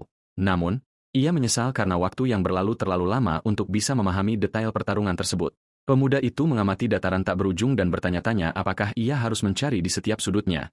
Di tengah pemakaman batu itu, sang protagonis melanjutkan pencariannya sendirian untuk mencari petunjuk apapun. Kemudian ia meletakkan tangannya di atas matanya dan mencoba melihat sesuatu di balik debu yang menutupi Cakrawala. Dengan itu, sang pemuda melihat tulang dan tanduk monster raksasa yang tampaknya telah dikalahkan di sana. Tiba-tiba, tanah berguncang lagi dengan kekuatan yang tidak masuk akal, membuat segala sesuatu di sekitarnya bergetar hebat. Sang pahlawan terkejut oleh besarnya getaran tersebut dan mencoba menyeimbangkan dirinya di atas batu-batu lepas. Ia mengertakkan gigi dan menyadari bahwa memang ada sesuatu yang sangat salah di dekat situ. Kemudian, panel sistem muncul, mengonfirmasi bahwa ia akhirnya menemukan tujuan pencariannya. Dengan cahaya biru, pesan tersebut memperingatkan bahwa penguasa yang terkorupsi telah ditemukan dan misi selesai. Namun, pada saat yang tepat itu, tanah meledak, melemparkan potongan batu raksasa ke segala arah. Sang pahlawan melompat mundur sambil menghunus senjatanya yang bersinar untuk menghadapi bahaya baru. Pemuda itu terbatuk karena debu yang pekat dan menatap makhluk yang muncul dari kedalaman. Dari atas, kita melihat sang protagonis berhadapan dengan makhluk raksasa yang memiliki cakar tajam dan cangkang. Dengan suara gesekan, monster itu mulai memperlihatkan dirinya sepenuhnya. Keluar dari kawah, muncul seekor naga raksasa yang menakutkan. Mata merahnya bersinar dengan kebencian dan kejahatan murni. Binatang itu menatap tajam ke arah sang pahlawan sementara aura gelap keluar dari seluruh tubuhnya yang bersisik. Pemuda itu terkejut melihat seekor naga dan bertanya-tanya di mana Lord Marachus yang asli berada. Sistem mengeluarkan suara peringatan sementara sang pemuda bersiap untuk pertarungan yang sangat sulit. Dengan luka di wajahnya, sang pahlawan menyadari bahwa pertempuran ini akan menjadi jauh lebih buruk dari biasanya.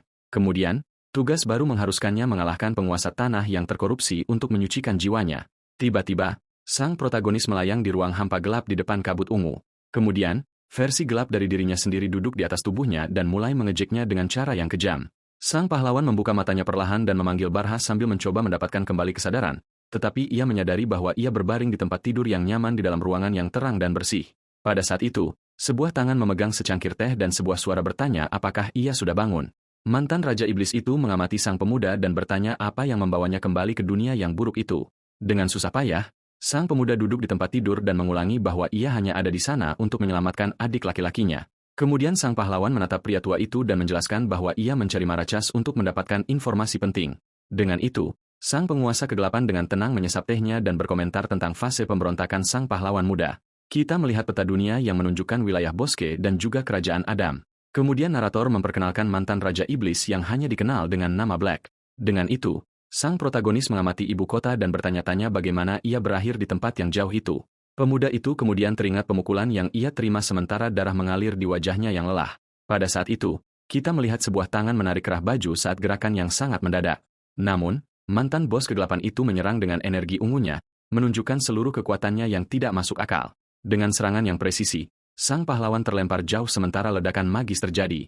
Sang penguasa tersenyum dan berkomentar bahwa cukup menyenangkan melihat pemuda itu dihajar seperti itu. Namun sang pahlawan mengeluh tentang kek dinginannya dan bertanya apa yang dilakukan orang itu di dataran tersebut. Kemudian sang raja mengatakan bahwa ia juga pergi untuk mencari Marachas dan bertanya apakah sang pemuda tahu tentang ujian-ujian tersebut. Pada saat itu, sang pemuda menjadi termenung dan mengatakan ia mendengar sedikit tentang itu dari Esoticha. Dengan jawaban itu, pria tersebut berkomentar bahwa masalahnya sekarang akan jauh lebih mudah untuk dijelaskan. Sang penguasa kemudian menyatakan bahwa ia yakin Marachus sendiri akhirnya menjadi salah satu dari ujian tersebut. Karena hal ini, sang protagonis terkejut dan mencoba memproses informasi tentang temannya yang hilang. Mantan penjahat itu kemudian menjelaskan bahwa ia mencoba berbicara dengannya, tetapi tugas itu sama sekali tidak mudah. Pada saat itu, sang pahlawan bertanya apakah korupsi yang menyebabkan pertarungan antara keduanya di area itu. Namun sang raja hanya mengatakan ia tidak kalah dalam pertarungan itu, dan sang pemuda mengeluh bahwa bukan itu yang ia tanyakan. Dengan nada serius, ia memperingatkan bahwa akan mustahil untuk mendapatkan informasi berguna dari sang lord. Sekarang, sang pemuda kemudian mempertanyakan apakah naga raksasa itu benar-benar mantan rekan bertarungnya, tetapi sang penguasa bayangan menjelaskan bahwa itu bukan naga, melainkan ular raksasa. Dengan gambar binatang itu yang menakutkan di latar belakang, sang pahlawan bertanya bagaimana temannya berubah begitu banyak. Pemandangan kemudian berubah menjadi bangunan yang indah dan sang penguasa bertanya apa rencana sang pemuda sekarang. Ia kemudian berkomentar bahwa rumor tentang hilangnya kekuatan sang pahlawan tampaknya benar dan disayangkan. Dengan itu, sang protagonis mengakui kelemahannya dan mengungkapkan bahwa ia berencana untuk berlatih di suatu tempat terlebih dahulu. Pada saat itu, sang penguasa menjadi termenung sambil dengan tenang mengelus janggut ungunya yang panjang. Ia kemudian memutuskan bahwa mungkin ia bisa membantu perkembangan sang pemuda dan sang pahlawan bertanya bagaimana, tetapi pria itu menyuruhnya untuk beristirahat terlebih dahulu dan memperingatkan bahwa detailnya akan dibicarakan nanti. Setelah 3 hari berlalu, kita melihat pasangan itu berjalan melalui pinggiran kerajaan Odum. Kemudian sang lord mengeluh bahwa ia ingin mendandani sang pemuda dengan pakaian tradisional wilayah itu. Namun sang pahlawan mempertanyakan mengapa mereka menggunakan pakaian oriental di sana jika sang raja bahkan bukan dari tanah itu. Kemudian pria yang lebih tua itu tertawa dan mengatakan hatinya milik tempat itu. Dan begitulah. Dengan ini kita menemukan bahwa di masa lalu Black menjadi terobsesi dengan budaya benua timur. Pada saat itu kita melihat arsitektur indah dari kota yang terinspirasi oleh kisah-kisah seni bela diri. Dahulu, Gunung Putih menghubungkan dua dunia dan memungkinkan perjalanan bebas di antara keduanya. Namun sayangnya, koneksi ini tiba-tiba terputus ketika jalan itu lenyap begitu saja dari peta. Dengan jalan yang terblokir, dua tanah itu tetap terisolasi untuk waktu yang lama tanpa kontak apapun. Kemudian sang raja berkomentar bahwa beberapa orang timur terjebak di sini sementara sang pahlawan menyembunyikan kebenaran. Tiba-tiba, karakter baru bernama Yain muncul di jalan untuk menemui kelompok itu di hutan. Sang lord kemudian bertanya bagaimana keadaan para pahlawan lainnya dan menerima tanggapan positif dari sang pemuda. Pada saat itu, Black memperkenalkan pendatang baru itu sebagai instruktur yang akan membantu pelatihan. Dengan tatapan serius, keduanya saling menyapa secara formal, memulai fase baru dalam perjalanan. Sang master memuji refleks sang protagonis dan mengatakan A akan membantunya memulihkan segalanya. Namun tepat setelah itu, sang raja meminta untuk berbicara dengan instruktur secara pribadi selama beberapa menit. Dengan tangan bersedekap, sang prajurit mengamati pahlawan muda itu, yang menunggu dengan sabar di belakang. Pada saat itu, sang pemuda menganalisis master baru tersebut dan menyadari ia sekuat Erikson si rambut merah. Sang pahlawan kemudian menjadi penasaran dan mulai bertanya-tanya seperti apa pahlawan lain yang dipanggil itu. Kemudian ia melihat sekelompok orang berlatih di antara pepohonan dan mengamati gerakan mereka. Dengan tatapan khawatir, sang pemuda berpikir mereka akan harus menghadapi beberapa pelatihan yang sangat berat. Tiba-tiba, sang penguasa meletakkan tangannya di bahu sang pemuda dalam gerakan percaya diri dan perhatian, tetapi ia dengan cepat memperingatkan sang pahlawan untuk tidak memicu pertarungan yang tidak perlu dengan para pejuang lainnya. Sang pemuda kemudian bertanya orang seperti apa menurutnya dia sambil meminta sedikit ruang. Dari kejauhan, kita melihat hutan yang indah dan seseorang memohon kepada semua orang untuk hanya fokus pada latihan. Dengan ini, kita belajar bahwa orang-orang itu dipanggil sebagai pahlawan untuk kerajaan Tania. Sang pahlawan kemudian merenungkan hal-hal yang memimpin kelompok ini untuk meminta bantuan sang lord. Pada saat itu, sang pemuda bertanya pada A apa alasan sebenarnya berada di tempat itu dengan tulus. Sang instruktur mengungkapkan itu adalah permintaan pribadi dari sang lord dan ia tidak bisa menolak. Tiba-tiba, cakar raksasa dengan kuku tajam menghancurkan tanaman, memperlihatkan seekor predator. Master seni bela diri menyadari bahaya yang mendekat dan berada dalam siaga tinggi. Kemudian N berlari ke garis depan dengan tombak sihirnya dan menyuruh semua orang bersiap. Dengan itu, 3 beruang raksasa dengan mata yang bersinar dan marah mengepung kelompok itu untuk menyerang. Kemudian pria pirang bernama Garen tersenyum mengejek dan bertanya mengapa ada pertunjukan besar hanya untuk 3 ekor beruang. Ia kemudian menyuruh Lanis untuk mengambil sisi kanan dan menyerahkan sisanya kepada mereka karena mereka hanyalah manusia. Pada saat itu, wanita berambut merah bernama Eswea bersiap untuk memberikan perlindungan bagi mitra-mitranya. Namun instruktur Anna mengabaikan komentar tersebut dan terus menyerang sementara yang lain hanya menonton. Dengan tatapan fokus, sang master menunjukkan ia benar-benar berkonsentrasi untuk mengakhiri ancaman itu. Kemudian ujung tombaknya menghantam tanah dengan kekuatan sementara ia melakukan manuver tempur. Sang prajurit kemudian melompat sangat tinggi dan diposisikan tepat di atas binatang yang mengepung kelompok itu. Pada saat itu, salah satu hewan mengeluarkan raungan aneh dan matanya bersinar dengan nada ungu. Namun Ai turun dari langit dengan senjatanya di tangan, siap untuk memberikan pukulan fatal ke kepala makhluk itu.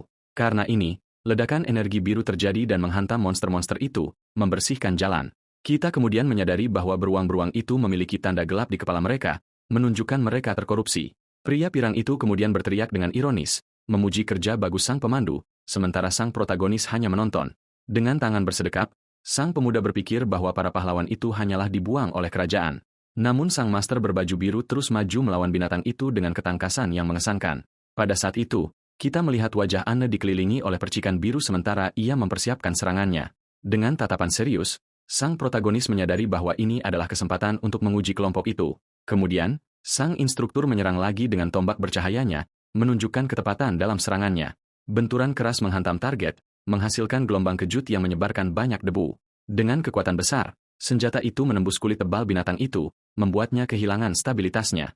Pada saat itu, makhluk itu meraung kesakitan saat serangan itu berlaku dan cairan merah memercik dalam pertarungan. Sang prajurit kemudian menyelesaikan gerakannya dengan elegan dan bersiap untuk serangan berikutnya. Karena ini, beruang raksasa itu jatuh ke tanah tak bernyawa, dan debu mulai mengendap sangat perlahan. Kita kemudian melihat luka dalam di tendon binatang itu, membuktikan sang master tahu di mana harus menyerang.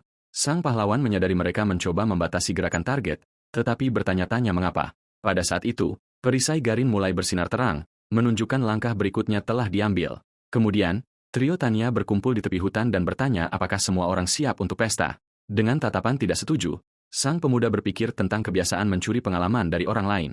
Kemudian beruang raksasa lain maju, meraung ke arah Anne, yang berdiri teguh meskipun ukurannya besar. Sang master menghadapi bahaya itu dengan dingin sambil memegang gagang tombaknya dengan kuat, menunggu. Kemudian Garin menggunakan perisainya yang berat untuk memblokir mulut hewan itu dan menciptakan celah untuk serangan. Pada saat itu, dua prajurit itu bekerja sama untuk mengepung binatang itu di tengah lapangan. Namun monster itu menggeram dengan amarah yang besar, mencoba membebaskan diri dari tekanan yang diberikan manusia. Dengan ini, kita melihat cahaya jahat di mata binatang itu, yang tampaknya berada di bawah kendali suatu kekuatan. Kemudian pria pirang itu tertawa dan mengejek sang instruktur, mengatakan, pemandu yang tidak bisa menangani seekor binatang itu tidak berguna. Ia kemudian memberikan pukulan yang kuat dan memerintahkan Anne untuk membatasi diri hanya untuk menunjukkan jalan yang benar kepada mereka. Dengan gerakan tiba-tiba, sepotong tengkorak makhluk itu terbang, mengakhiri pertarungan. Pada saat itu, kepala beruang itu berguling melintasi rumput dengan cara yang menjijikan, dan pahlawan lainnya merayakannya. Kemudian, sepatu bot logam melangkah dengan angkuh ke atas tubuh yang dikalahkan, menunjukkan rasa percaya diri mereka yang berlebihan. Dengan senyum kemenangan, Garin berpose di atas hasil buruannya dan berkata, pahlawan yang sebenarnya telah tiba. Namun Master In menjadi sangat kesal dengan kurangnya rasa hormat pemuda itu dan menatapnya dengan kemarahan. Kemudian kehidupan memudar dari mata monster itu sementara ketegangan di antara sekutu hanya tumbuh. Lannis berlari dengan belati di tangannya, menunjukkan bahwa dahaganya akan pertempuran belum berakhir. Kemudian Songhua merapalkan sihir anginnya sambil meneriakkan nama kemampuan khususnya. Pada saat itu, bilah-bilah angin tak kasat mata mengiris segala sesuatu di sekitar, membuktikan bahwa ia adalah seorang penyihir. Dengan area yang telah bersih, mereka berkomentar bahwa panduan Sang Lord hanya berfungsi untuk memberi mereka pengalaman gratis. Namun, sang instruktur menggenggam gagang senjatanya begitu erat hingga aura biru mulai terpancar darinya. Dengan matanya yang menyala merah, ia memerintahkan pria berambut pirang itu untuk tidak pernah menyebut dirinya sebagai pahlawan lagi. Kemudian Garin membalas tatapan sinis itu dan bertanya apakah ada pahlawan yang pernah menyelamatkan hidupnya di masa lalu. Keduanya pun mulai saling tatap dengan tegang dan sambaran energi melesat di antara mereka di tengah hutan. Dari kejauhan, sang protagonis mengamati seluruh kejadian itu dan menyadari suasana di antara mereka akan meledak. Dengan itu, pemuda tersebut mempertanyakan cara mereka yang arogan setelah hanya menyelesaikan tugas. Pada saat itu, pemuda tersebut berdiri sendirian di sebuah lahan terbuka sambil merasakan percikan listrik di udara. Sang pahlawan kemudian berhenti dan bertanya-tanya mengapa ia merasakan energi yang begitu akrab dari sana. Kemudian sang master mendekat, mengumumkan bahwa semuanya sudah berakhir, dan meminta pemuda itu untuk menemaninya kembali. Namun tiba-tiba sebuah suara berteriak dari belakang jalan setapak, menyuruh sang pemandu untuk bergegas karena mereka tidak ingin membuang waktu. Dengan tatapan curiga, pemuda itu menoleh ke belakang dan bertanya-tanya apakah ia hanya membayangkan sensasi itu. Kita hanya melihat dedaunan lebat pepohonan, menyembunyikan rahasia di bawah cahaya sore yang mulai meredup. Di tengah semak belukar, terdapat sebuah batu besar dengan tulisan di atasnya dan sebuah lubang bercahaya tepat di bawahnya. Kemudian kita membaca nama Kelsu dan Yangi terukir di batu itu dan energi aneh berdenyut. Akhirnya, kita melihat camp secara penuh pada malam hari dengan beberapa tenda di sekitar api unggun dan ia mengeluarkan sepotong dendeng dari tasnya sementara sang pahlawan memperhatikan camilan itu dengan cermat. Kemudian pemuda itu bertanya apakah hanya itu yang ia miliki untuk dimakan, dan sang master mengiyakan dengan anggukan. Dari kejauhan, kita melihat para prajurit lain duduk di sekitar api unggun menyantap hidangan lezat, tetapi sang instruktur mengabaikan pesta tetangganya dan terus mengunyah camilan sederhananya. Sang pemuda kemudian melihat piring penuh daging lezat dan berpikir bahwa itu terlihat sangat enak. Dengan itu, sang protagonis menyarankan agar mereka juga makan sesuatu yang lebih baik, tetapi sang pemandu mengatakan itu sudah cukup. Namun pahlawan muda itu mengeluh bahwa bukan itu maksud dari pertanyaannya saat itu. Kemudian pria pirang yang arogan itu memanggil pemuda itu, Rokie, pemula, sambil menghabiskan makan malamnya dengan sikap superior. Garing kemudian berkata dengan senyum bahwa ia menantikan untuk bekerja sama dengan anggota baru besok, tetapi sang protagonis hanya diam dan mengamati perilaku rekan tersebut yang sombong. Pada saat itu, sang pahlawan memutuskan untuk bangun dan meninggalkan area tersebut untuk fokus pada apa yang penting. Dengan langkah tegas, ia berjalan menjauh dari tenda-tenda dan suara percakapan pun memudar. Pria pirang itu kemudian bertanya mengapa ia pergi secara tiba-tiba sambil terus memakan dagingnya ditusuk sate. Ia kemudian bertanya apakah si pemula ingin makan malam dengan tatapan mengejek yang sangat menjengkelkan. Namun pemuda itu benar-benar mengabaikan provokasi tersebut dan tetap memasang wajah serius saat ia terus berjalan. Sang raja kemudian meminta pahlawan itu untuk fokus hanya pada latihan dan ia menghela napas lelah. Pemuda itu kemudian mendoakan kelompok tersebut agar menikmati makanannya dan pria pirang itu memanggilnya pengecut tanpa alasan. Kemudian pahlawan wanita lainnya bertanya apakah orang itu juga seorang pahlawan dan Garin langsung membantahnya. Sambil mengejek, pria pirang itu menyatakan bahwa pemuda itu tidak lebih dari sekadar bocah Iran bagi yang lain. Ia kemudian mencoba mengonfirmasi pendapat jahatnya dengan seseorang yang tetap duduk memperhatikan. Namun sang pemandu mengumumkan bahwa ia akan mengintai area tersebut dan benar-benar mengabaikan apa yang dikatakan pria itu. Kemudian pria pirang tersebut bermain-main dengan garpunya sambil menunjukkan kepercayaan diri total pada kekuatannya. Karena hal ini, si rambut merah bertanya apakah ia ingin ditemani karena takut, tetapi ia hanya menertawakan sarannya. Sementara itu, angin bertiup kencang di lahan terbuka dan menerbangkan dedaunan kering di sekitar sang protagonis. Sang pahlawan mulai bergerak dengan kecepatan luar biasa dan menciptakan beberapa jejak di seluruh lapangan. Pada saat itu, ia bertanya-tanya apakah energi yang ia rasakan sebelumnya adalah sisa kontaminasi. Namun ia segera menepis ide itu karena piala sihir tidak bereaksi dan ia masih memiliki keraguan. Kemudian pemuda itu menyadari bahwa ia tidak bisa hanya bergantung pada barang itu dan harus meningkatkan kekuatannya segera. Dengan itu, ia memejamkan mata dan mulai memusatkan aura birunya, mengingat pertarungan-pertarungan lama. Pemuda itu menarik napas dalam-dalam dan memutuskan ia perlu mulai dari nol untuk membangun fondasi yang kokoh. Pada saat itu, ia fokus sepenuhnya untuk merasakan aliran mana yang mengalir di antara tangannya yang terbuka. Kemudian, pusaran kekuatan mulai berputar di sekelilingnya, dan ia berkonsentrasi dalam-dalam. Dengan gerakan berulang, ia melatih fondasinya untuk memastikan evolusinya sempurna. Kemudian sang pahlawan mengambil posisi bertarung yang kokoh dan melepaskan energinya secara terkendali. Ia berkata pada dirinya sendiri bahwa ia akan terus mencoba sampai ia berhasil menguasai teknik angin. Tiba-tiba, badai besar muncul di tengah hutan dan menghancurkan segala sesuatu di jalurnya. Akibat benturan itu, kawah terbentuk di tanah sementara batu dan dedaunan berterbangan ke segala arah. Pemuda itu mengamati tangannya dan bertanya-tanya apakah ledakan angin masih menjadi batas kekuatannya. Namun ia percaya bahwa dengan tingkat ini, ia akan segera mencapai level angin kuning dengan banyak usaha. Kemudian pemuda itu menyadari bahwa A sedang mengawasi latihannya dari balik pohon yang jauh. Pada saat itu, kita melihat cahaya intens di mata sang pemandu yang tampak terkesan oleh pahlawan tersebut. Pemuda itu bertanya apakah ia menerima perintah untuk mengawasinya, dan sang master mengonfirmasi bahwa itu semacam perintah. Kemudian sang pahlawan tetap diam sambil menatap sang instruktur, berusaha memahami niatnya. Dengan sedikit senyum di wajahnya, sang prajurit menunjukkan bahwa ia menyukai tekad siswanya. Ia kemudian menjelaskan bahwa ia tidak ingin mengganggu latihan karena pahlawan tersebut tampak sangat fokus. Namun sang protagonis bersantai dan berkomentar sambil bercanda bahwa sang master juga tahu cara menggoda. Dengan itu, mantan Raja Iblis memuji refleks pemuda itu dan mengatakan bahwa mereka akan membantu pemulihan. Pada saat itu, sang pahlawan mengepalkan tangannya sangat erat, merasakan kekuatannya perlahan kembali. Ia kemudian menyarankan latihan pertarungan singkat untuk menguji keterampilan barunya melawan sang instruktur. Kemudian sang master mengambil posisi bertarungnya dan mengambil tombak biru bercahayanya dengan cekatan. Dengan tatapan tajam, ia menerima tantangan tersebut dan mengatakan sudah waktunya untuk memulai latihan berat. Tiba-tiba, gelombang kejut yang kuat menghantam tanah, menerbangkan debu di lahan terbuka. Kemudian, keduanya mulai bertukar pukulan cepat di mana kelincahan keduanya luar biasa. Kemudian sebuah serangan menyerempet wajah sang pahlawan, menunjukkan keseriusan latihan itu. Namun pemuda itu bereaksi dengan cepat dan berhasil memblokir serangan lawannya dengan sangat presisi. Sang instruktur kemudian bertanya berapa level sang pahlawan saat ini sambil bersiap untuk menyerang. Dengan itu, seberkas cahaya biru melesat ke langit saat keduanya mengadu kekuatan. Namun sang protagonis menjawab bahwa ini sepertinya bukan momen yang ideal untuk menjawabnya. Kemudian sang pemandu menjelaskan bahwa ia perlu mengetahui keadaan sebenarnya dari pemuda itu agar dapat membantu dengan benar. Sang pahlawan kemudian bersiap untuk melanjutkan pertarungan sambil menganalisis setiap gerakan sang master. Sang pahlawan mengungkapkan bahwa satu-satunya keterampilannya adalah inventaris, itulah sebabnya ia tidak bisa melihat levelnya saat ini. Ia kemudian menyadari bahwa sang instruktur meningkatkan gerakannya dengan sengaja untuk mengajarinya. Dengan itu, pemuda itu bertanya-tanya apakah itu benar-benar untuk latihan atau hanya untuk pamer sedikit. Sementara itu, prajurit Clark mengamati semuanya dari balik pohon besar di hutan. Master N kemudian memblokir serangan dan bertanya dengan cara apa ia bisa membantu petarung muda itu, tetapi sang protagonis tetap diam sambil memikirkan tawaran bantuan yang tak terduga ini. Pada saat itu, keduanya bertukar pukulan cepat yang menerbangkan debu ke seluruh medan perang. Kemudian tatapan pemuda itu menjadi lebih tajam saat menyadari celah dalam pertahanan lawannya. Pemuda itu kemudian berkomentar bahwa ia mungkin memerlukan bantuan ke arah yang berbeda dari latihan normal. Dengan gerakan tangkas, sang master bertanya arah seperti apa yang diinginkan oleh si pemula.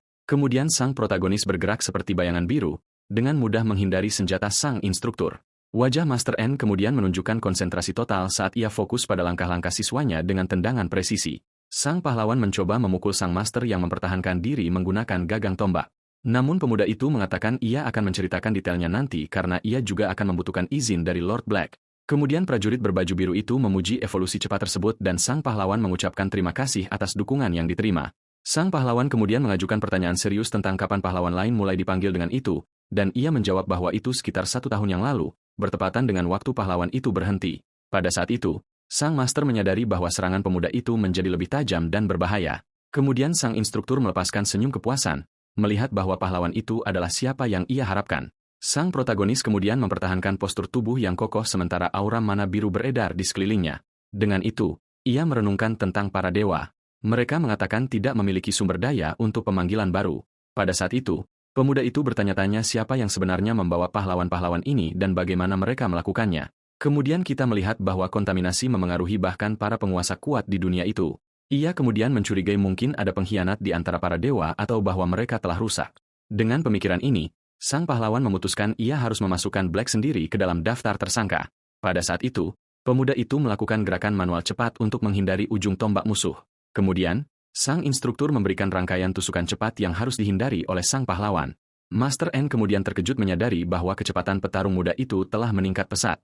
Sementara itu, sang mata-mata Clark memutuskan bahwa latihan harus tetap menjadi prioritas kelompok. Dengan itu, sang protagonis memahami alasan sebenarnya Black menempatkan N sebagai tutornya. Pada saat itu, mereka mendiskusikan Raja-Raja Iblis dan N mengatakan tidak ada sesuatu yang aneh, tetapi sang pemandu memperingatkan bahwa monster mutan mulai sering muncul akhir-akhir ini. Kemudian sang pahlawan memikirkan tentang kontaminasi di Odum sambil menghindari serangan tombak.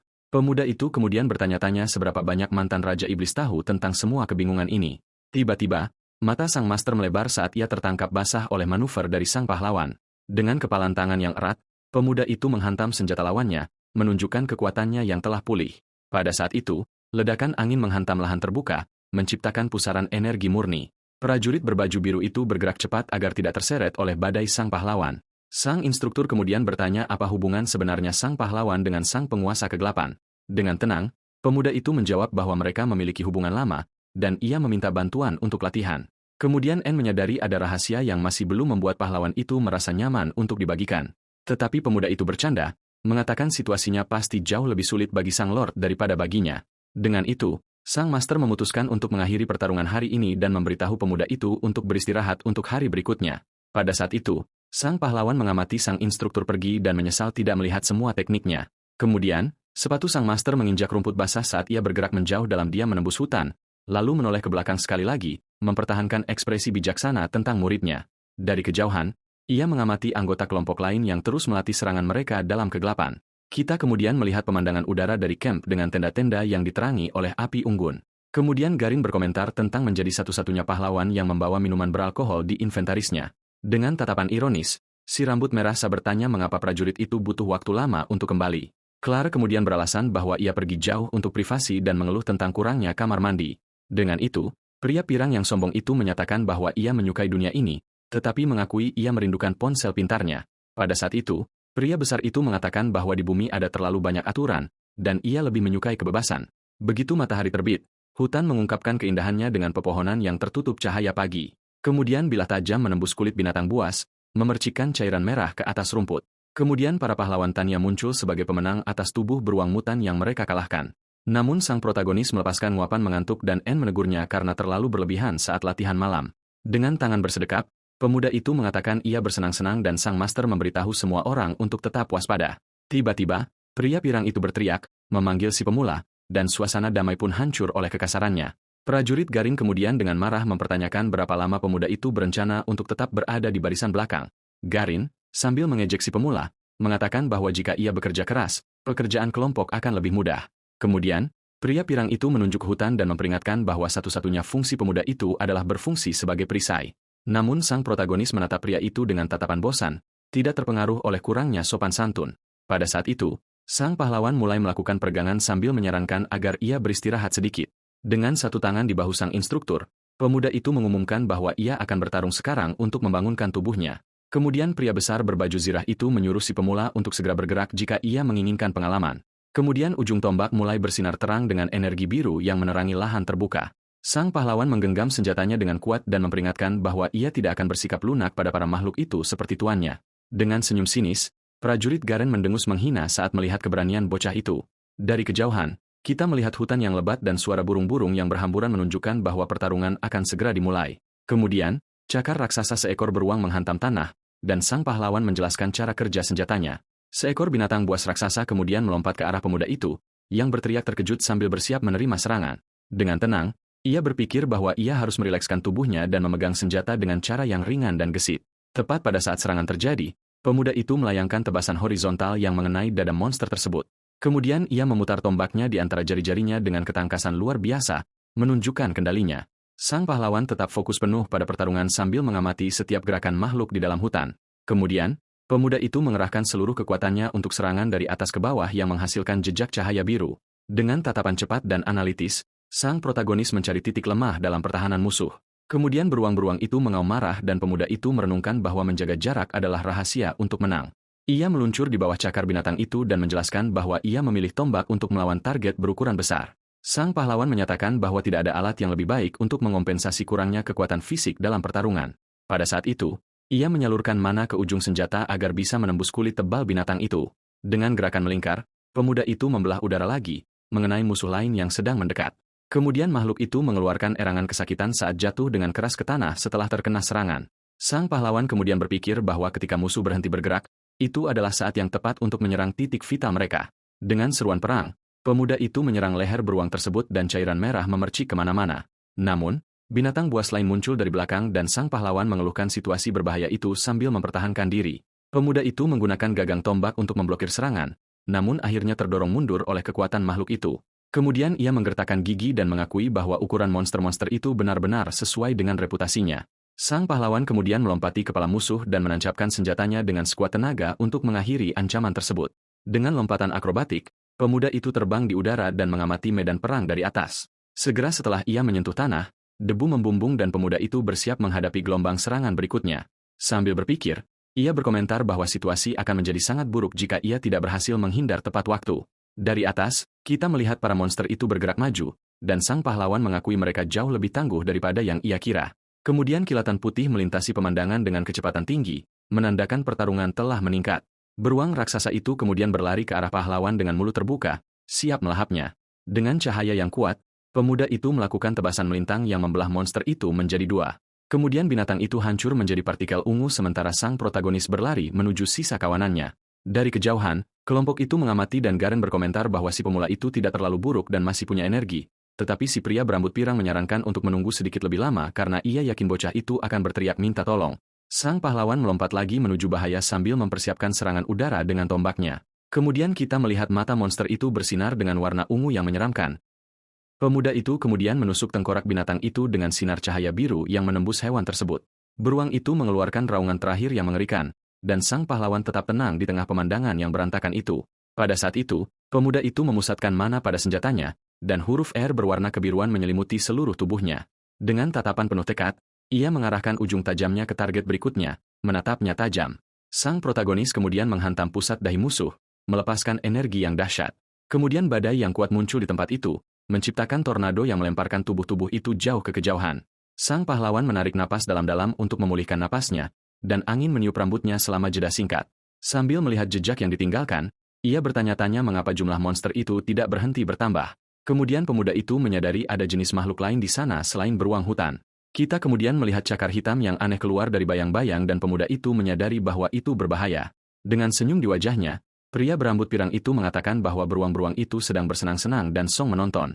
Kelompok itu berdiskusi apakah pahlawan itu mampu, dan si pria bertubuh besar mengatakan ia tampaknya bisa mengatasinya untuk saat ini. Tetapi Master N merasakan ada sesuatu yang salah dan memperingatkan bahwa ada kehadiran jahat lain di dekatnya. Ia kemudian memutuskan untuk menghentikan latihan dan melangkah maju saat ketegangan semakin meningkat. Dengan tanah yang berguncang, sang instruktur memerintahkan semua orang untuk berpikir matang sebelum mengambil keputusan.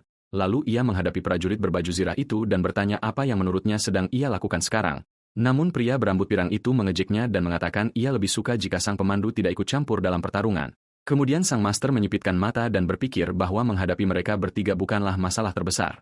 Ia merenung bahwa ia harus menghindari pertarungan demi posisi sang raja dan diplomasi dengan Tanya.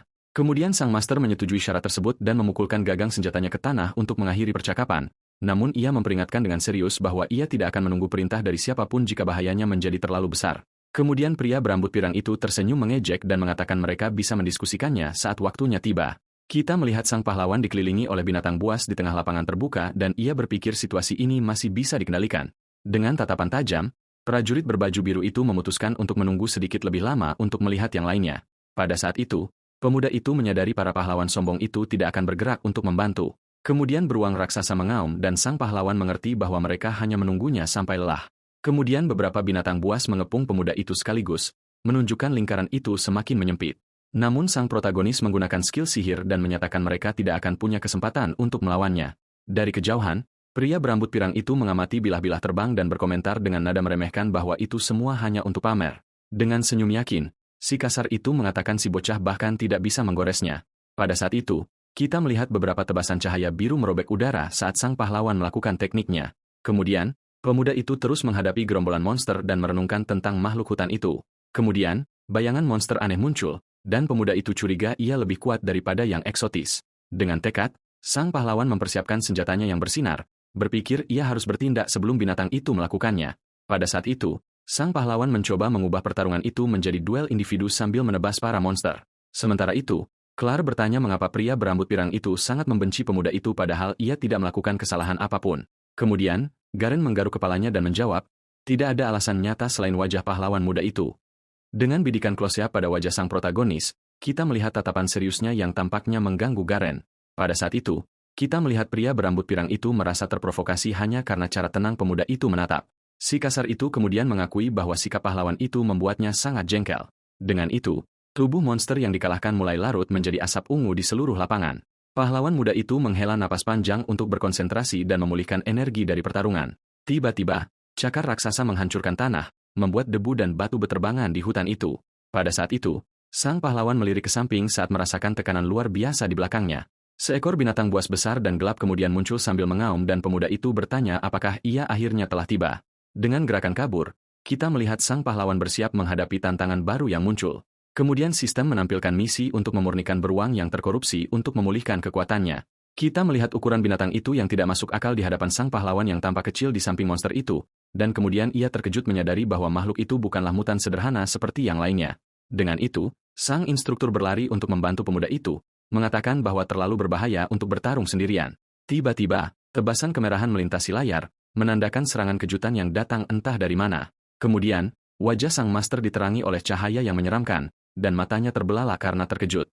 Dampak kekerasan kemudian terjadi, melemparkannya ke belakang sementara sang pemandu pirang Garin muncul dengan perisainya. Dengan pedang di tangan, si kasar itu memanggil sang pemandu dan mengambil posisi bertarung yang agresif. Pada saat itu, mata pria berambut pirang itu bersinar merah dan ia bertanya apakah ia tidak menyuruh pemandu itu untuk tetap di tempat. Adegan beralih ke istana Tanya di mana sang raja mulai berbicara tentang telah memanggil prajurit itu. Sang penguasa kemudian mengatakan ia memiliki sesuatu yang penting untuk dikatakan dan tentara bayaran itu memintanya untuk singkat saja. Kemudian kita melihat Louis Crawford, Raja Tanya, yang mendengarkan sang pahlawan mengeluh tentang pekerjaannya. Dengan menguap, pria berambut pirang itu mendengar sang raja menceritakan bahwa di masa lalu ia juga memiliki 3 mitra petualang. Kemudian bayangan Raja Iblis Barhau muncul yang dianggap sebagai yang paling kuat di antara mereka semua. Pada saat itu, sang raja melaporkan bahwa salah satu temannya panik dan melarikan diri selama pertarungan terakhir. Dengan senyum pahit, ia mengatakan yang lain bertarung dengan putus asa sampai mereka menang dan menjadi pahlawan. Kemudian sang raja menjelaskan ia menggunakan kastil musuh sebagai pangkalan untuk mendirikan kerajaan Tanya. Ia kemudian merentangkan tangannya, mengingat bahwa semua orang memanggil luas, raja pahlawan legendaris dari negeri-negeri itu. Dengan wajah gelap, sang penguasa mengatakan bahwa tak lama kemudian pengecut itu akhirnya kembali. Kemudian ia mengepalkan tinjunya dengan penuh amarah, menyatakan bahwa orang itu mencuri sesuatu yang berharga darinya. Sang raja kemudian menyatakan dengan kebencian bahwa si pengkhianat mengambil gelar pahlawan yang seharusnya miliknya. Dengan mengejek, Garin bertanya apakah raja tidak bisa mengalahkan orang itu karena ia tampak sangat kesal. Pada saat itu, Lu menjawab bahwa seseorang di posisinya tidak bisa bertindak impulsif karena politik. Pria berambut pirang itu kemudian bertanya apa yang sebenarnya diinginkan raja darinya karena ia tidak dipanggil hanya untuk mendengarkan. Dengan tatapan serius dan mata yang bersinar, sang raja memanggil prajurit itu untuk memberikan perintahnya. Kemudian sang raja memerintahkan Garen untuk memburu dan melenyapkan pahlawan Jung untuk selamanya di dunia ini. Ia kemudian berjanji bahwa setelah menyelesaikan tugas tersebut, pria berambut pirang itu akan bisa menjadi pahlawan resmi yang baru. Dengan itu, kita melihat close-up senyum jahat sang tentara bayaran, yang tampaknya telah menerima proposal tersebut. Kembali ke masa kini, Anne terkejut menyadari kekuatan dan niat membunuh pria berambut pirang itu. Kemudian, sebuah ledakan terjadi di latar belakang, dan sang master berteriak pada sang pahlawan, mencoba memahami adegan itu.